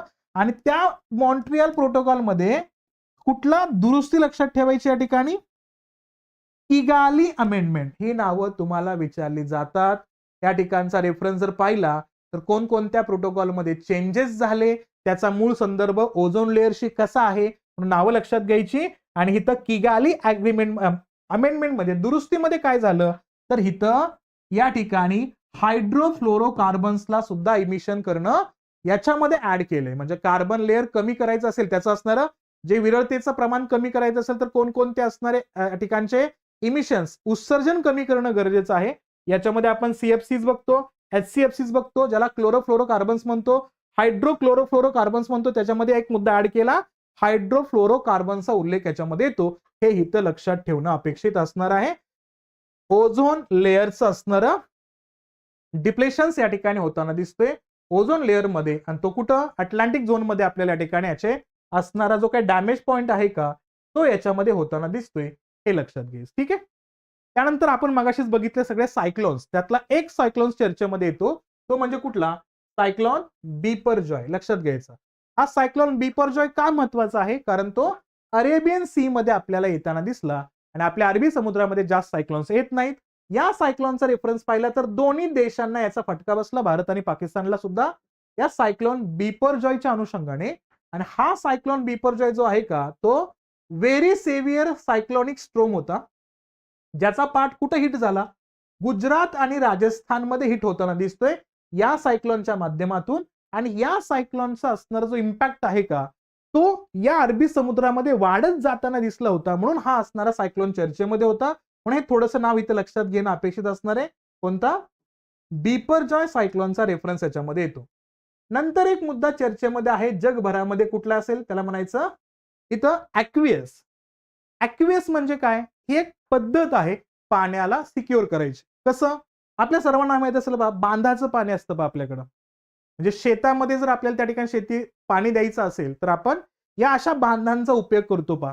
तर त्या बांधांच्या माध्यमातून आता जगभरामध्ये एक नवीन पद्धत मांडली जाते, जी एक एन्शियंट प्राचीन कालखंडातली पद्धत आहे, त्याला वापरण्याचा प्रयत्न होतोय, जिथं पाण्याचा वापर आणि पाण्याचा निचरा कमीत कमी होईल आणि प्रत्यक्षात त्याचा वापर जास्तीत जास्त करता येईल, या अनुषंगाने हा प्रयत्न असेल. आणि लक्षात घ्यायचा हा असणारा मुद्दा कुठला आहे, एन्शियंट विजडम आहे, ज्याच्यामध्ये मूळ मुद्दा कुठला येतो या ठिकाणी, तर इथं प्रत्यक्षात जो जागतिक व्यवस्थेमध्ये, ज्याला आपण मिडल एज म्हणूया, मध्ययुगीन कालखंडामध्ये वापरल्या जाणाऱ्या आणि प्राचीन कालखंडामध्ये वापरल्या जाणाऱ्या पद्धतीमध्ये पाण्याला थांबवून, पाण्याला अडवून पाण्याचा जास्तीत जास्त वापर कसा करता येईल, त्यासाठी जी पद्धत वापरली जाते का, त्याला म्हणायचं या ठिकाणी कुठला, तर ॲक्वाजाइजचा मुद्दा येतो. आणि हा कुठला शब्द या ठिकाणी, तर हा असणारा अरेबिक शब्द आहे, जो अरेबिकच्या अनुषंगाने किंवा अरेबियाच्या अनुषंगाने, जो सौदी अरेबियाच्या अंतर्गत असणारा पार्ट आहे, गल्फ कंट्रीमध्ये वापरणारी जी प्रथा आहे का, ही प्रथा या ठिकाणी जगभरामध्ये वापरण्याचा प्रयत्न येतोय, त्यालाच म्हणतो आपण त्या ठिकाणी काय, ॲक्वियाचा मुद्दा येतोय. ॲक्वियस हा चर्चेमध्ये येतोय, जो एक प्रकारे पाण्यांना सिक्युअर करण्यासाठी. तुम्हाला विचारलाच हा प्रथा कुठली आहे, तर अरेबियन देशामधली आहे. हा कुठल्या एरामधले आहे, प्राचीन मध्ययुगीन कालखंडामध्ये वापरली जाणारी पाण्याच्या सिक्युरिटीच्या अनुषंगाने, पाण्याच्या जास्तीत जास्त वापरासाठी याची पद्धत वापरण्यात परत येताना दिसते. आणि हा काय एक प्रकारे, तर पाटबंधारेच्या अनुषंगाने आपल्या भारतामध्ये जे आपण बघतो, पाण्याची व्यवस्था कशा पद्धतीने आपण विल्हेवाट करतोय त्याचा मुद्दा पाहिला, तर त्याच अनुषंगाने या ठिकाणी पाणी सिक्युअर करण्यासाठी याचा वापर परत एकदा सुरू होतोय. हे मुद्दे जगभरामध्ये मांडणे केले जातात, ज्या ज्या ठिकाणी उन्हाळ्याचा कालखंड येतो का, तिथं या असणाऱ्या मुद्द्यांना वापरण्यात आणलं जाते. हा एक मुद्दा चर्चेमध्ये लक्षात घ्यायचा. ठीक आहे. नंतर वारंवार चर्चेमध्ये असतो ब्ल्यू फ्लॅग बीचेस. प्रश्न विचारून झाला याच्यावरती, कोणत्या असणाऱ्या साइट्सला, कोणत्या असणाऱ्या बीचेसला भारतातल्या या पद्धतीचे फ्लॅग दिलेत, असाही प्रश्न असतो. लक्षात घ्यायचा, ब्ल्यू फ्लॅग बीचेस. काय चर्चेमध्ये येतोय पहा, हा सर्टिफिकेट आहे, ब्ल्यू फ्लॅग बीचेसचा एक सर्टिफिकेट आहे. हा सर्टिफिकेट काय आहे, तर जगभरामध्ये रेकग्नाइज होतं की तुमचा बीच किती क्लीन आहे. आणि याचा उल्लेख केला तर याला कोण देतो या ठिकाणी, हा देतो इको लेबल्ड, कोणाच्या माध्यमातून येतो, foundation for environment education in Denmark, P. कोण देतो, ब्ल्यू फ्लॅग बीचेसचं सर्टिफिकेट डेन्मार्क देतो. कोणत्या संस्थेच्या माध्यमातून देतो, foundation for environment education in Denmark. म्हणजे जेवढे वॉटर बॉडीज आहेत ना, जेवढे ओशनिक पार्ट आहेत, जे पाण्याचे स्रोत समुद्रापर्यंत येतात, त्या समुद्रापर्यंत येत असताना नदीमधल्या गाळाचं प्रमाण किती समुद्रामध्ये येते आणि प्रत्यक्षात ते बीचेस किती ब्ल्यू आहेत, ब्ल्यू असणं म्हणजे किती समृद्ध आहेत, किती योग्य आहेत, किती क्लीन केलेले आहेत, या संदर्भातला असणारा क्रायटेरिया याच्यामध्ये काउंट केला जातो आणि त्यांना हा असणारा फ्लॅग दिला जातो, हा असणारा सर्टिफिकेट दिला जातो. आणि या सर्टिफिकेटच्या माध्यमातून जगभरामध्ये यांना प्रमोट केलं जातं की हे देश किंवा या देशातले बीचेस क्लीन आहेत. आणि जेव्हा आपण भारतातल्या असणाऱ्या बीचेस बद्दल बोलतो ना, तेव्हा आपल्याला एक लक्षात घ्यायचं, आपल्या महाराष्ट्रातलं कोणतं बीच आहे. विचारलं एमपीएससी अंतर्गत तर महाराष्ट्राचं बीच विचारलं जाईल.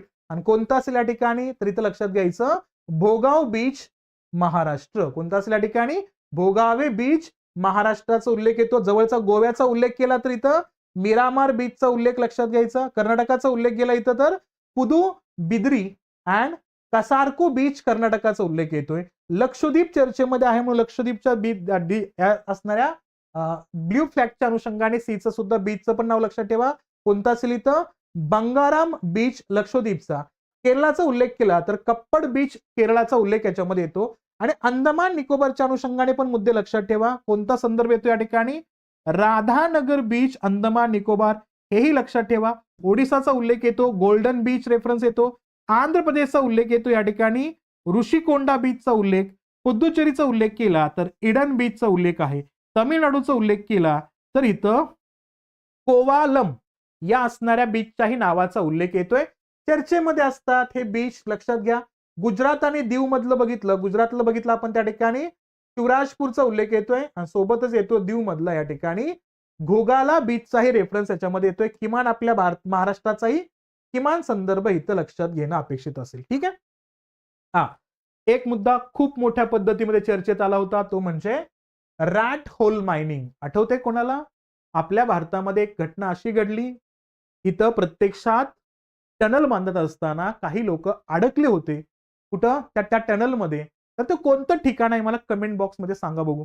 कारण त्या लोकांना बाहेर काढण्यासाठी एक सगळ्यात महत्वाचा प्रकार वापरण्यात आला, त्यालाच म्हणायचं रॅट होल मायनिंग. मग तुम्हाला दिसत असेल या ठिकाणी प्रत्यक्षात ज्या पद्धतीनं उंदीर त्या होलमध्ये जातात आणि प्रत्यक्षात त्यांचं जीवन तिथं काढतायत, त्याच पद्धतीचं मायनिंगचा रेफरन्स आणून तिथून आपण त्या असणाऱ्या वर्कर्सला बाहेर काढलेला आहे जिवंत पद्धतीनं. तर तो मुद्दा खूप गाजलाय, विचारला जाईल प्रश्न तुम्हाला. मग लक्षात घ्यायचं, सध्या रॅट होल मायनिंगचा असणारा मुद्दा, हा मेथड खूप मोठ्या प्रमाणात चर्चेत आला. का? किती वर्कर्सला? 41 वर्कर्सला आपण कशातून काढले या ठिकाणी, जे ट्रॅप झाले होते कुठल्या टनलमध्ये? लक्षात घ्यायचं, उत्तराखंडच्या असणाऱ्या तिलकॅरी टनलमध्ये. नाव लक्षातच घ्यायचं, कुठल्या टनलचा रेफरन्स येतो या ठिकाणी, तर इथं तिलकॅरी टनल कुठला आहे? उत्तराखंडचा असणारा. तिथून 41 वर्कर्सला बाहेर काढले. आणि हे काढत असताना जर मुद्दा पाहिला इथं, तर याचा पार्ट वारंवार चर्चेमध्ये येतो. कुठल्या मायनिंगचा? तर या असणाऱ्या रॅट मायनिंगचा रेफरन्स याच्यामध्ये येतो. हे इथं लक्षात घेणं अपेक्षित असणार. ठीक आहे. ओके, एवढा एक मुद्दा लक्षात घ्या. ओके. आणि थोडासा इंटरनेट अँड लाईटचा प्रॉब्लेम येतोय. आपण या असणाऱ्या सेशनला इथं थांबूया. बाकीचा भाग नेक्स्ट सेशनमध्ये आपण कव्हर करूया. ठीक आहे. आय होप तुम्हाला सेशन आवडलं असेल. लाईक करा, जास्तीत जास्त विद्यार्थ्यांपर्यंत शेअर करा आणि जर चॅनलवरती नवीन असाल तर सबस्क्राईब करायला विसरू नका. ठीक आहे, चालेल. आणि सेशन कसं आहे, कसे वाटतात ते तुम्ही कमेंट बॉक्समध्ये नक्की कळवायला त्या ठिकाणी कमेंट करू शकता. ठीक आहे, चालेल. थँक्यू. थांबूया आपण इथे.